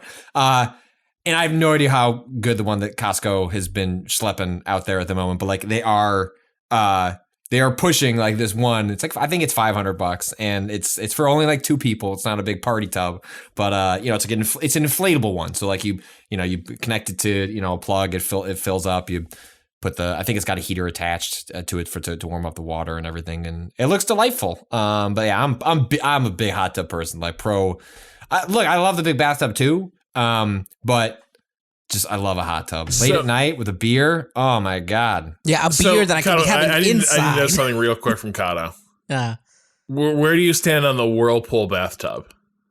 Yeah, that's good too. Fine, Okay, sure. fine. Fine. That's good. All right. That's great. It's basically a hot tub indoors. What's not to love? It's the best of both worlds, honestly, and maybe what you should get instead of putting a hot tub outside. God damn. Yeah, I don't know. The hot tub has a certain degree of luxury, and it always it's keeping it that heat. Oh, it's great. So I would probably, but having said all this, because I do like the hot tub. But one, I would want to have a pretty private backyard, right? Like that's the thing is like, Sure. I'm not like building hot tub. I don't think so. I do not think so. Like hot tub exposed to neighbors' back windows. I don't think so. Not happening. Not going to be like, oh, what's up? What's up, If kids? only there was a across the street? room. If only there was a room in your house. This is that the had thing. I would privacy. but the thing is, hot tubs, I want to be covered up to my neck. Yeah. I want the deepest tub. You need a big But the one. thing Also, is, it's communal. I associate the distinction Yeah. here, and the reason I'm in the hot tub so attractive is like getting in with like other people. Sure. Like it's a communal thing to do. If we were in this question is, would you yourself by yourself want to be in the big bathtub or the hot tub? It's probably the big bathtub, right? Because then you've got more options. You could do the computer, and well, I'm not doing that. I'm not putting a wood plank over. but you are putting the projection of the Bear game up or something. Yeah, have done that. Watching Sunday Night Football from the hot tub. Well, when my parents bought their lake house, like 20 something years ago, it came with a hot tub. Like it was one of and my mom was furious. She's like, what do we want this? And my dad became like addicted to it. It was like his thing. And then the first thing my mom wanted to do when they bought the place was like, can we just sell this, get rid of it? We can have a bigger patio as a result. And my dad did not, precious few things did he have strong opinions about. Mostly it was just sort of like, whatever else everyone wants to do is just fine. Yeah. That hot tub became his thing. And to the point where he once broke that hot tub and then just went out and bought a new one because he wanted to keep that hot. He did not winterize it correctly, and then the pipes froze, and then he had to replace it. So, but the thing is, so the issue is, again, like putting bathtub in real terms, like I know for a fact that the type of bathtub I would like might not be doable with the weight-bearing capacity of the ceiling once you like fill it with water, right? Like I had friends who had a really nice bathtub, and slowly, like the ceiling the joist holding it up, like started to bow a little bit. But then when the bathtub would not be full, now the bathtub was no longer being supported by the joists because now there's a little bit of gap. So the bathtub, unbeknownst to them, cracked a little bit, tiny little bit, and began, with each use, leaking a little bit of water out through the bathtub. Okay. So like, but this is the thing, right? Is like the ground, the good earth will hold up my mighty hot tub. Also, but consider, I guess this is, I feel like part of the question imagined a world where I could even have a hot tub, which is not currently. In a world where both things happen. We're in fantasy land a bit. Where either one can happen perfectly. Like, you don't have to worry about structural things with the building, or you could have the privacy you want outside. This is an idealized hot tub. An idealized hot tub and an idealized big old bath. That's what I was comparing. You're still taking a nice bathtub. Yeah, and you're still 100%. 100% in bathtub land. I also want to shout out one other thing here that I really do like. Big ol' shower stall with like one of those nice little stone benches, so it turns into like shower sauna type place where it's like, oh man, like really getting it steamy in here. Gonna cut the water, sit here, living the good life. Like, also big fan of that whole arrangement. Ideally, I would have all three.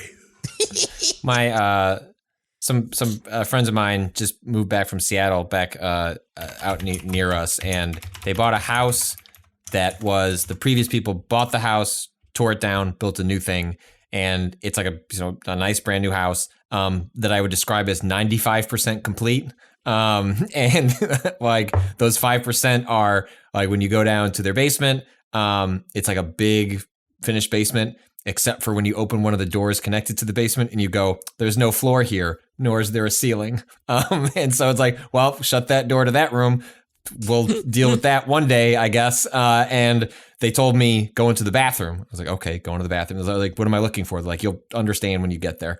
Walk forward, first room of the bathroom, very normal. It's got a toilet, got a sink. Then like look over towards the end. It's like, well, that tile and that kind of like height suggests there's a sauna back there. And so you go back and there are like kind of the steps that would be like, a group of people could come back here and experience a sauna. Crucially though, nothing remotely resembling a sauna is connected to it. And so you have a sauna aesthetic, but you would have to put in your own sauna to take advantage of it as the sauna. So I was like, okay, well. Nope. That's an approach. No one's going to use that bathroom. That'll just be a curious quirk you point out to everyone that comes to your house for the next 20 years. So a thing that I like, this was a casualty of COVID in Cambridge, but is that open for y'all? Loading. No, maybe it doesn't. It seems like a broken image. Yeah. Okay, so basically there's this place in Cambridge called Inman Oasis. Patrick, click on it and then click open original. And it'll take you because it's a Google link. Oh. Ooh. Yeah, so this was Is this a Geralt? Is Geralt here? Dude, no. You need, here's one with people from Yelp. Once again, no. But no, I got it. That's how big that tub is. Wow. Yeah. That's the Cado, the indoor bathtub goblin, just cackles as he looks. So at what this. we're looking at pictures of is one of those giant like Japanese wash basin style tubs, like But made of even wood bigger. with like enormous, Honestly, enormous. huge. This could fit like easily. What's that? 1, 2, 3, 4, 5, 6, 7, 8. Like 10 people could sit on the edge of this on the outside. And and like those folks, they're like, you think, okay, it comes up to the shoulders. No, they're sitting on a little bench in there. If you like crouch down and like get all covered up, it like is up to your like chin. So you get like fully immersed. But that place was heaven. And I think their landlord like evicted them basically. Like early. Aw. Oh, it's like what like the first thing landlords did in COVID, because they're like kind of useless parasites, is they're like, well, we'll find somebody who can pay rent, whose business is unaffected by the pandemic. And I don't know what's there now. Probably maybe something, but it was great, because that was like what was great there was it was access to the sort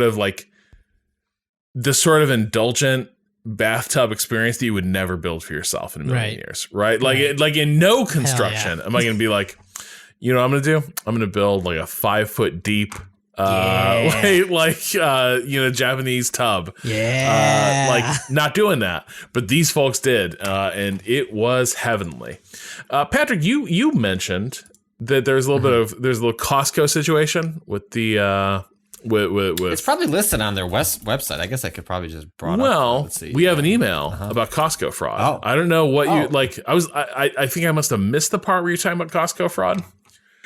Were you? Yeah, but the guess, short version of the story to set it up is they used to have a policy where for all their electronics, specifically TVs and like digital cameras and things like that, if it broke, they would just give you credit for what you purchased, and you could apply that to something new. It was basically like, hey, we get you in the door, to buy this, electronic, but then you're going to buy a bunch of food, and like we'll just eat the price on this camera that you're going to replace every 2 years. And I would just bring in a camera and say it was broken and like get a new camera until the internet progressed and came to understand this policy. And then, sort of like when there's a price error on a Target or whatever, stuff like that, you used to be able to jump through that loophole. Like that doesn't happen on the internet anymore. They cancel stuff like that. And eventually Costco phased out that policy. I think they basically said if you'd purchased something before X date, you could take advantage of the policy one more time, and then it was being phased out. And so I admitted to my fraud because it was like 20 years ago. Right. But so let me know. Steven from Costco writes, hey, waypointers. Recently, Patrick talked about returning cameras repeatedly to Costco in order to get refunds and new models, and what it would take to get the Costco cops sicked on you. This was especially funny to me because I work at Costco's corporate office in accounting. Pick a task for proof. It's Steven's corporate ID outside their HQ. And my first department was dedicated to warehouse vendor return issues, which meant dealing with various bits of fraud, among other things. Well, I spent the past 4 or 5 years smiling at Patrick's Kirkland signature escapades. None of them have touched on the stuff I've literally done for a living until now, so I felt I had to write in. First off, I agree Patrick's behavior falls on the lighter end of return policy abuse. I put it in the same category as people who buy kayaks and barbecues at the beginning of summer and return them in the fall, or people who return their Christmas decorations in January. If you want to know some better ways to get the Costco cops interested in you, or at least create more headaches on the accounting side, here's some from personal experience, including the most relevant kind of fraud for this podcast. Gamer fraud. Okay. From time to time, I would get looped into issues with computer vendors who had problems with their returns. The one that always comes to mind is when a Costco member bought 3 $2,500 gaming PCs, stripped out almost all the parts inside, and then returned the near empty cases to Costco for a full refund. Holy, because they don't really. How is the person at the customer service desk naturally supposed to know? Cyberpower was not jazzed to receive back 3 nearly empty PCs and was very uninterested in paying Costco back for that amount. So we had to work out an itemized reimbursement based on what hadn't been stripped and could still be salvaged and resold. Another coworker who originally worked in the warehouses told stories of how once in a while members would come in and buy a brand new TV, take it home, put their old TV back in the new TV's box, and return the new TV back for a full refund. That's good. That's just typically that's just the return smart. clerks will lift the box or take a glance inside to make sure something is in there, but they rarely have time to do a full inspection before shipping the things back off for a return. While these sorts of moves don't get caught at the return counter, they're almost always caught when the product arrives back at the vendor and they raise a ruckus, and then we get alerted when the vendor doesn't want to reimburse us. Things companies love: telling other companies they will not be paying them money. Things companies do not love: getting told they will not be paid money. This kind of trickery still might not be enough to get your membership straight revoked. It really is a lenient return policy. But warehouses do have the ability to mark the presence of suspicious activity on certain memberships. So any future returns of a similar nature might raise a few more eyebrows. On the whole, though, these occurrences are still pretty rare in the grand scheme of how much stuff gets sold, and the bigger issue tends to be more systematic and organized theft occurring at the manufacturing sites themselves right before products are shipped to Costco buildings. Don't get me started on the gang of razor thieves that cause pallets of shaving razors and blades to show up half-empty at our depots across the East Coast for several years. Word from a friend who still works with the region is they've now moved on to more lucrative Dyson vacuums. Thanks to the whole Waypoint crew for all the great pods over the years, and to Patrick for keeping me employed. Amazing. Incredible. The other scam that people used to run in high school was when places, I think Walmart specifically, would give you full price for a video game, even if it was opened, but it had to be Walmart credit. And so if you could find a game for very cheap or something like that, you could then flip it to Walmart for full price. And they just wouldn't blink. And then at a certain point, they started flagging accounts with, you seem to be coming in with a lot of video games. And it was like a well-intentioned policy of like, what if grandma buys you a game you didn't want? Would you like to come in and just, you're going to buy something at Walmart anyway. Like the math probably still works out for them, even if they're in theory accepting potentially stolen goods that are being laundered through Walmart. So that was common, where like in the early days of buying things online, if you could get it cheaper, then you could take it to Walmart and get $50 instead of the $25 that you paid online. We got a couple emails following up on your discussion of the X-Men what cook food. The X-Men what cook food. I mean, if you want to answer this, Rob, it was like, what X-Men would you not want to serve you a meal? Would I not? Not. You would refuse. I mean, there's no way. There's no way Cyclops makes good food. That's the thing. Like,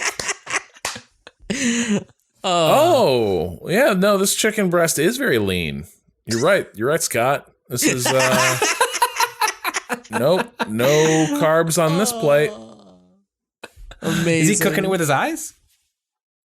No, that's force. It's force. Yeah, they're punches from the punch dimension.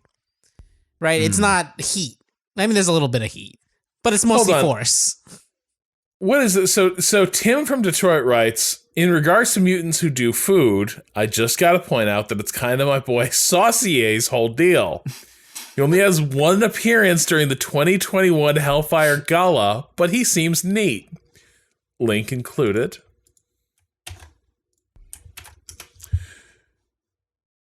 There's a mutant named Saucier. He's got a chef's hat.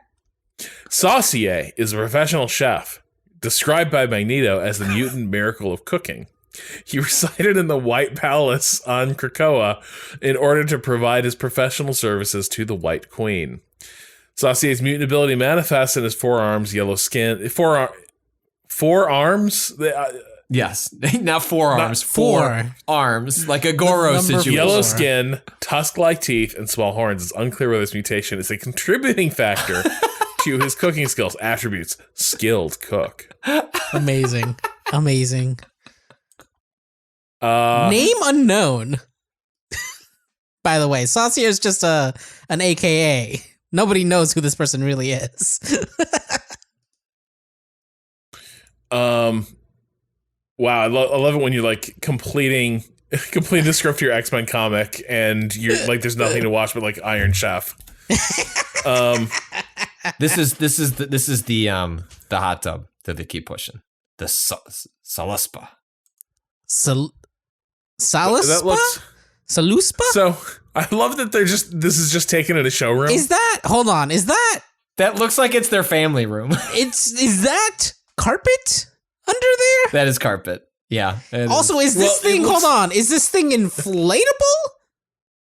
Yeah, they almost always are. What? That is not what I was thinking when I imagined hot tubs. Look, I mean, aren't they usually made of wood and shit? It comes in this box. Oh my God. Wow. Haven't you seen how they ship mattresses now? Like, why not expand that to oh my God. the hot tub industrial complex? I'm trying to scroll down to the reviews. No, there aren't any. I do, There's man. stars. Imagine Maybe if I log in. You just make your whole house feel like a temporary settlement on an off-world colony. me inflating my hot tub. Belta loader.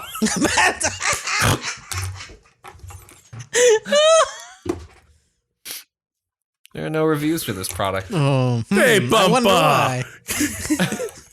Get in the water. Hurry up before the postman sees us. I miss The Expanse. You don't have to. I went back to the start. Oh, that's good. That's smart. Yeah. It's good. Like it is cool. Like to see how much that series changed. By the way. Yeah. It's like that first season fucking rules. It was a great show. Let's see. God, there's an email I wanted to read, but it's all gone. Damn. You gotta start dropping them in the Trello. Oh. So somebody did write in about the Expanse books. Chris wrote in, this is more for me and Cado. As someone who's read the whole series but never watched the TV show, I found you talking about Marco very interesting. In the books, he's characterized quite differently. To begin with, it's very clear early on that Marco and the Free Navy are being manipulated by Winston Duarte, who ends up being one of the major villains of the last 3 books. I think that's the dude on that planet where the fucking zombies are happening. The guy who's like introduced with a randomly long speech. Yeah. And then like leaves Marco out to dry at the end. Yes, yeah. He doesn't show up. And the entire thing is like, what the fuck is going on? Or does he show up? Or does he show up?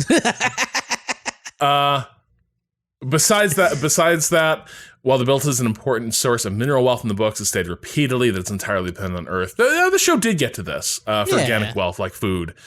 So Marco in the books comes across less like a reactionary character of a less like a reactionary character of a revolutionary, but instead a righteous figure who's been manipulated and tricked into cutting off his nose despite his face. The books then complicate this further by having Naomi emphasize how abusive, manipulative Marco had been to him in their relationship, which gives you a reason to dislike him that has nothing to do with his politics. The show is his own thing, needs to work on its own. I'm sure criticisms of how it characterizes Marco are valid.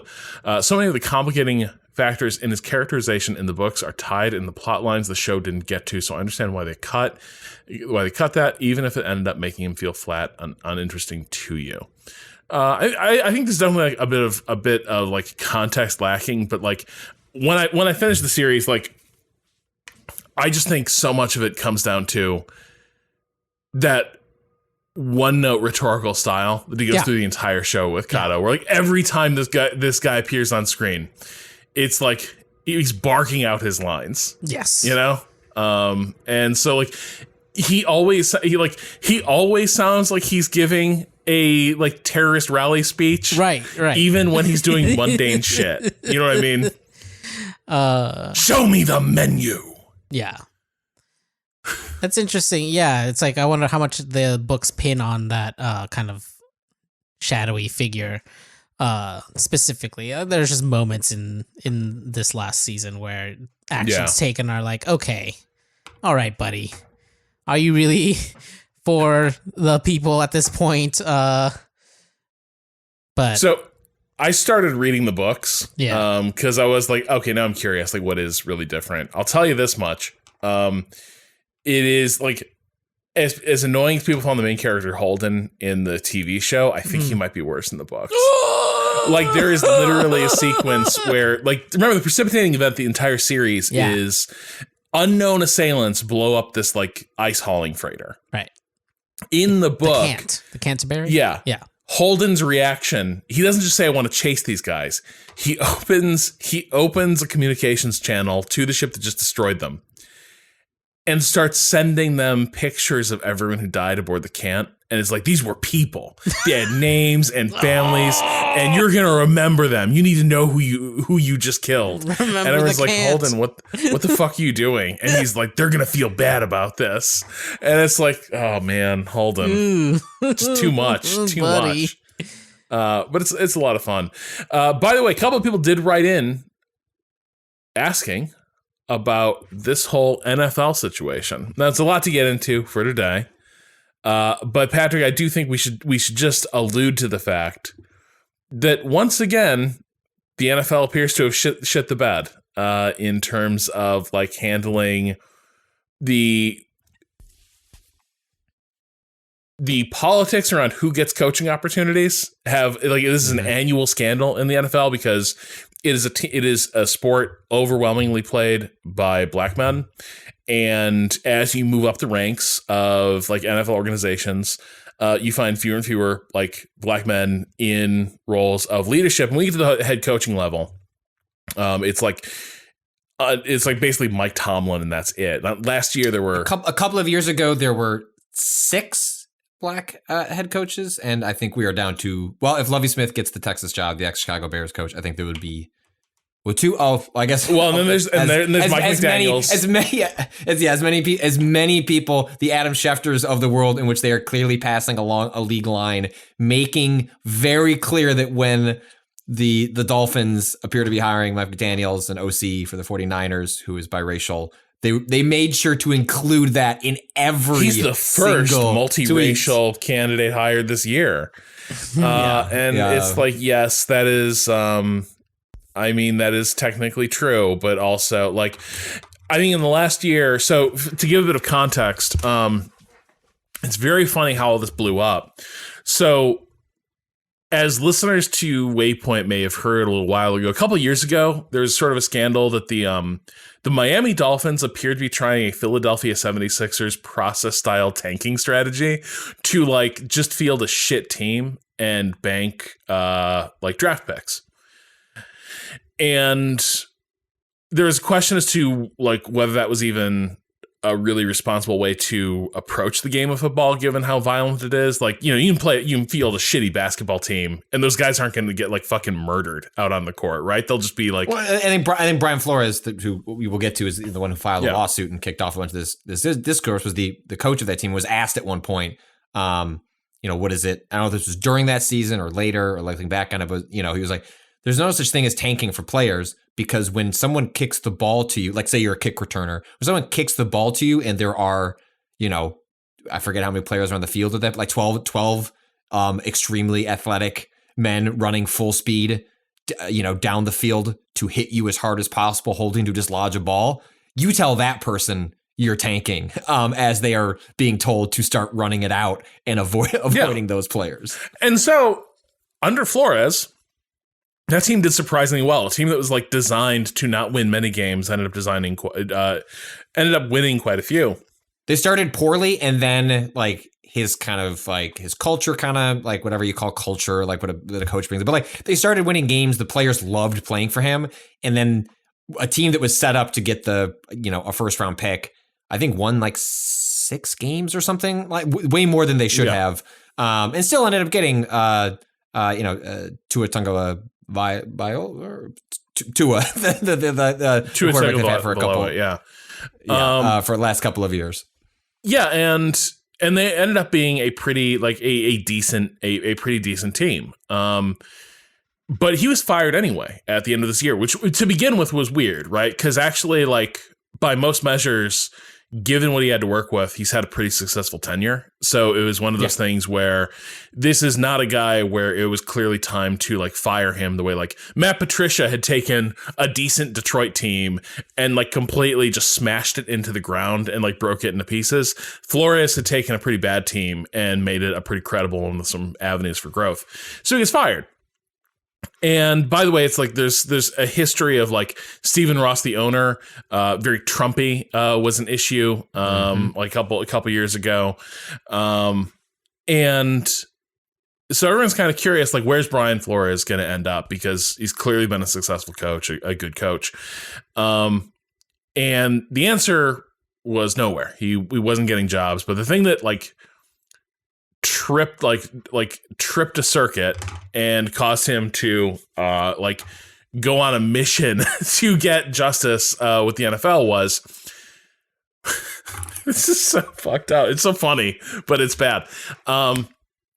So Brian Flores is an ex-New England Patriot. He was on Bill Belichick's staff for years. Another defensive coordinator. Yeah. Now, a lot of people have passed through the Patriots organization. A lot of people have done well after leaving the Patriots after being sort of, like being under Belichick's tutelage. There's another guy, Brian Daboll, who also was like an ex-Patriots coach. And he's had a really good run up in Buffalo. He gets a lot of credit for being one of the people who helped Josh Allen, the quarterback there, really step up his play.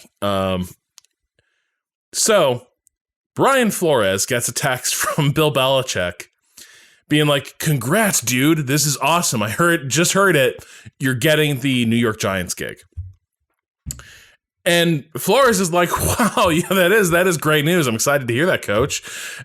Little surprised to hear it because I'm not having my second in-person interview with them until like 2 days from now. And Belichick's like, no, man, I heard it from people both in Buffalo and in New York. You got the job. And Flores is like, okay, coach, I have to ask you, do you think you're talking to Brian Flores or Brian Daboll right now? And I can only imagine there's a long silence in that text chat. Probably a lot of tap, tap, tap, disappearing text. And then Belichick's like, I think I fucked this up. I'm sorry. I think this job is going to Daboll, which indeed it did. I want to point out a small detail that is beautiful about this exchange, which is that these screenshots are in like the legal filing, and so you have like the little bubbles going back and forth in like the messages app on an iPhone, and they're typing normally back and forth, having an exchange, and then when Belichick says, hey, I fucked up, I think, Daboll got the job, he finishes it off with BB. He does a sign-off, Bill Belichick, essentially signaling the conversation, like, I'm not responding after this, like, we're good. And then Flores' response, which you can tell is seething with contempt and anger, is just, thanks, Bill.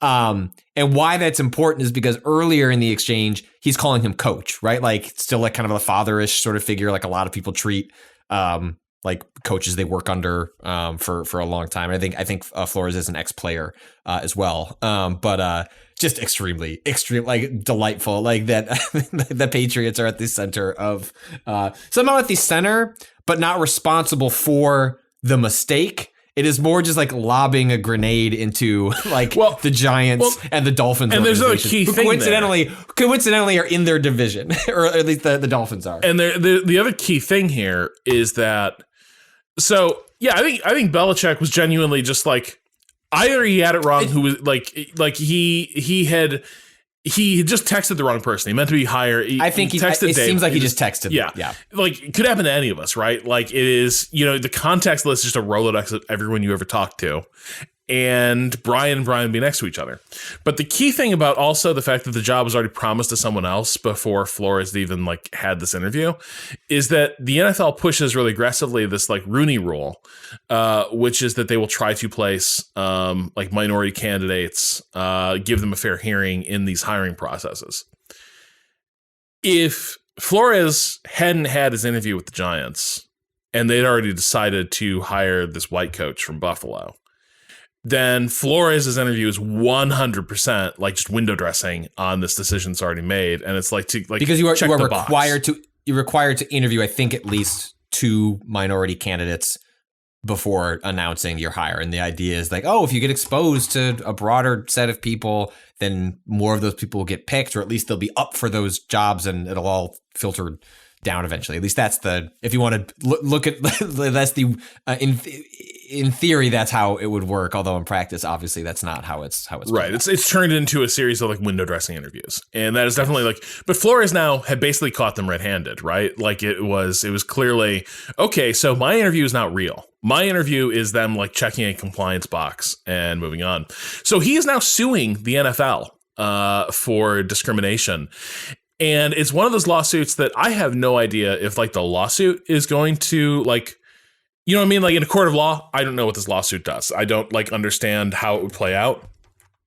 But where these things get fun is in the process of the lawsuit being fought out, we learn a lot of interesting things about the NFL. One of which is that Flores is alleging that the owner of the Dolphins, Ross, had bribed him to take a dive. He offered him $100,000 per loss that season they were trying to tank. Wildly unethical and like unclear to me. Like the NFL doesn't want owners doing this shit. So it's like this is a pretty heavy allegation. And one like I'm hoping that he has like a lot of proof of it, because like this could actually really get the Dolphins and Ross in trouble. The other thing is it all sounds plausible enough though, right? Like, oh yeah, like regardless of the specifics or the how much whether Flores and his legal counsel will be able to meet whatever are the evidentiary requirements in a court of law. Like I have no idea, but like this was written and presented and timed with the first day of Black History Month in February. Like it's a PR battle. Like this is meant to give the NFL like a black eye. Yeah. Like it is meant to be. He understands he's torching his career as a result of this. Yep. Is very unlikely to get hired anywhere in the midst of the lawsuit, and most likely, you know, will be untouchable afterwards. Yep. Maybe not formally, but like he will be blackballed as a result. And even organizations that might be sympathetic to his plight are gonna find some way to rationalize not bringing him in because it will be seen as a toxic asset. But you know, I think in the worst case scenario, Flores probably gets a shitload of money. And in the best case scenario, you know, I think influences the creation of more ways to try and inject more of these types of players to have opportunities into the system. I mean, like they're like basic things that were proposed in the past. Like if you hire minority candidates, you should give those teams draft picks. Like find ways to meaningfully compensate teams, to incentivize them to take risk. It's like if they think like, why, you know, if somehow they view hiring a black coach as a risk, well then give them shit to incentivize them to do it. Like there are other ways to do these things. You know, well, if they push out Stephen Ross, what if you just said like, we are going to prioritize a, you know, minority owner of the Dolphins, because that's a huge part of this. Is like it's a top down issue. Yes, there is a lack of like enough candidates that is a result of all sorts of systemic issues, but it's also just it's a good old boys club. So, like so they're like you need like with you know, if you don't have folks that are going to hire folks that look like themselves, like starting at the top is one of those instances where you could address it. I would also say that it's like one of those things where I think kind of one of the thrusts of this lawsuit though is also that like, hey, like however we tried to incentivize this, it's not working. Like the numbers are all upside down. Like the ownership doesn't want to do this. At a certain point, you know, they lose the benefit of the doubt, and it just becomes just outright discriminatory practices. Like I think last year, one of the coaches, one of the black coaches hired in the cycle, was put in charge of the Texans in a season where, when he was hired, Deshaun Watson was very clear he did not want to play for the Texans ever. And then before the season started, Deshaun Watson was widely accused of multiple cases of sexual assault. and so then basically like couldn't play, was sort of persona non grata, you know, in the NFL. But like that was a guy who was like, oh, here's a black coach. He is being sent to die in a situation where this team can't be good. Like this team is completely doomed. But in the meantime, the NFL's like coaching disparities look a little less terrible. Well, and that guy, David Culley was his name, was fired as a part of this cycle in which the team admitted it is unusual to fire a coach in one season who outperformed our expectations, which like tells you everything about what this was about. This is a team that only won 4 games, but their rookie quarterback who ended up playing David Mills, this like 2nd or 3rd round pick, he statistically had better stats than any rookie quarterback that was not Mac Jones on the Patriots, right? Like better than Justin Fields, better than any of the other like so by all like statistical measures, like when given a shit sandwich, like David Culley like ate the shit sandwich and said, I can work with these ingredients, and like found a way to outperform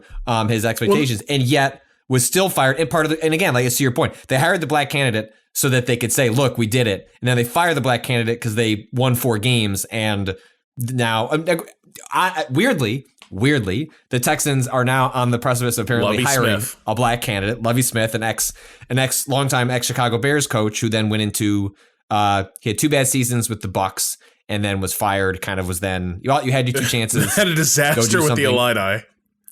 Yeah, went to Illinois and then found his way to be a defensive coordinator with the Texans last year. So he was already in the org, and now they're elevating him. But of course, remember, Rob, like still no one knows what's happening with Deshaun Watson. Right. So it just seems like it could be an instance in which you're convenient, like maybe to, you know, cover your tracks. Well, I guess hire another black coach, and then we'll see where we're at. Right. You know, and the thing is, like, Lovey has enough a track record where never feels like a risky hire. Also, very few people ever wonder, why did Lovie Smith get fired? Because usually there's a credible reason like why he might be let go. Like there's been more failure than success, I would say, across his career.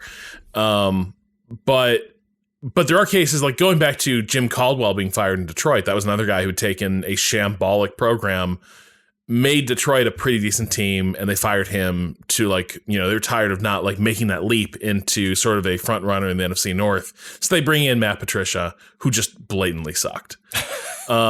Just a terrible coach. But so like, I think for me, like one of the things that is also really clarifying about all this is the NFL like leadership is, to a degree, it's all such like unaccountable family business. Like every team is basically like, when we talk about the owners, like no matter where the owner's money is coming from, they do not run the teams like big businesses, right? The teams are really run like pet projects, relationships are personal, etc. And I think the inability of the NFL to reform itself is so instructive, right? Because like in the corporate world, very slowly, very imperfectly, very unevenly, they do try to make some steps to like try and correct for some of this and try to like fix these practices. In the NFL, we're talking like 20 years of like, does this seem completely upside down? Yes. What are we going to do about it? We're going to study it to see if there's a real problem.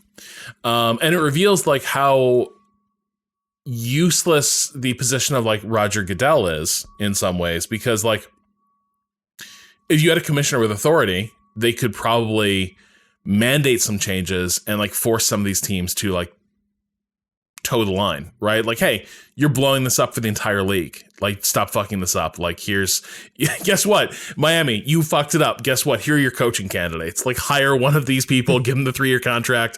I don't want to hear your name. But that's not who Goodell is. Goodell is basically the guy who goes out and takes shots for all the ownership. And they sort of tuck in behind him. And that's what he's doing here, where he's like, you know, NFL's not racist. You know, we haven't you seen end racism? The signals on the back of our helmets that say end racism? Yeah. Like, well, you know what? The font is going to be 10 points bigger next season. It's even going to end racism, bigger end racism. Yeah. So like, it's been it's been very like funny in this offseason, but also very grim, right? As you see like the NFL actually taking steps back on this front and really trying to find any fig leaf it can. And then in the meantime, when it appears to accidentally and against its will stumble across talented black coaches, it then does its level best to like destroy their careers. And in Brian Flores' case, like piss them off so badly that they will then burn down their careers because at this point it's no longer worth it playing the game anymore. Which you have to respect him having, because I suspect if not in this cycle, then in the next, Brian Flores was going to get another shot at being in charge of a team. His choice to go for the throat here, like you said, probably is going to cost him those opportunities. But I admire the battle he's picked. And it seems worth fighting. And I hope he draws some blood in all this. So that's the NFL update as we await the big game. I mean, it certainly seemed like it was it being timed in the 2 weeks of media frenzy before the Super Bowl. I mean, again, like that's why I think Flores is probably calculated that the likelihood of winning a lawsuit is low, but there are ways to win without winning in a courtroom. And then it just becomes a question of what does that look like next? I don't know, but I'm certainly glad he's going out swinging. Yep. So that will do it for today's show. We will be in just a couple hours, our newest member of our team, Renata Price, will be completing orientation. And then I think we're kicking things off with her by the time you listen to this will already be archived on Twitch, but there will be another one happening on Tuesday. Live. We're going to be playing Crusader Kings 3 Royal Court. Me, Gita, and Emily Lipstein, and Renata is going to be helping produce alongside Cado and learning this whole setup.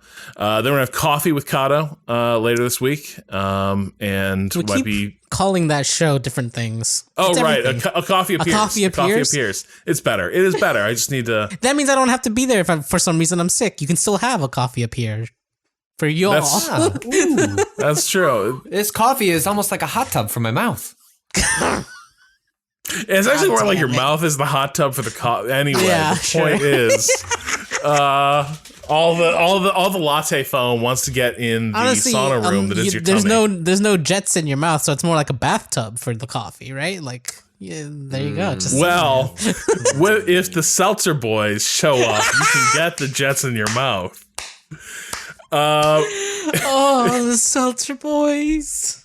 All them Seltzer boys. So if you want more from Waypoint, you can follow us on Twitter at Waypoint, on Facebook and YouTube, Waypoint Vice. You can follow me on Twitter at Rob Zachney. Patrick. You can follow me at Patrick Klepek. Cado.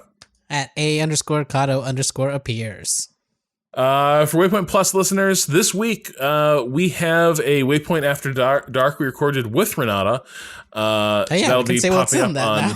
That'll be popping up on Wednesday. We'll be talking a little bit about Renata's path to Waypoint, and we're also be talking about just various other issues of mutual interest, like curve monitors. So we will we get to all the burning questions on Waypoint After Dark. If that sounds good, or if you just want more Waypoint, you can go to waypointplus.com and subscribe. That gives you access to our premium feed, but also it helps support Waypoint and especially our streams, such as the aforementioned Back 4 Blood streams or our ongoing Kingsfield series. So once again, that's waypointplus.com. Our theme music is by Bowen. The track is Miss You off the EP Pale Machine. Learn more at waypoint.zone/BOEN. And that's it for this Monday. We'll talk to you again on Friday. Until then, fuck capitalism. Go home.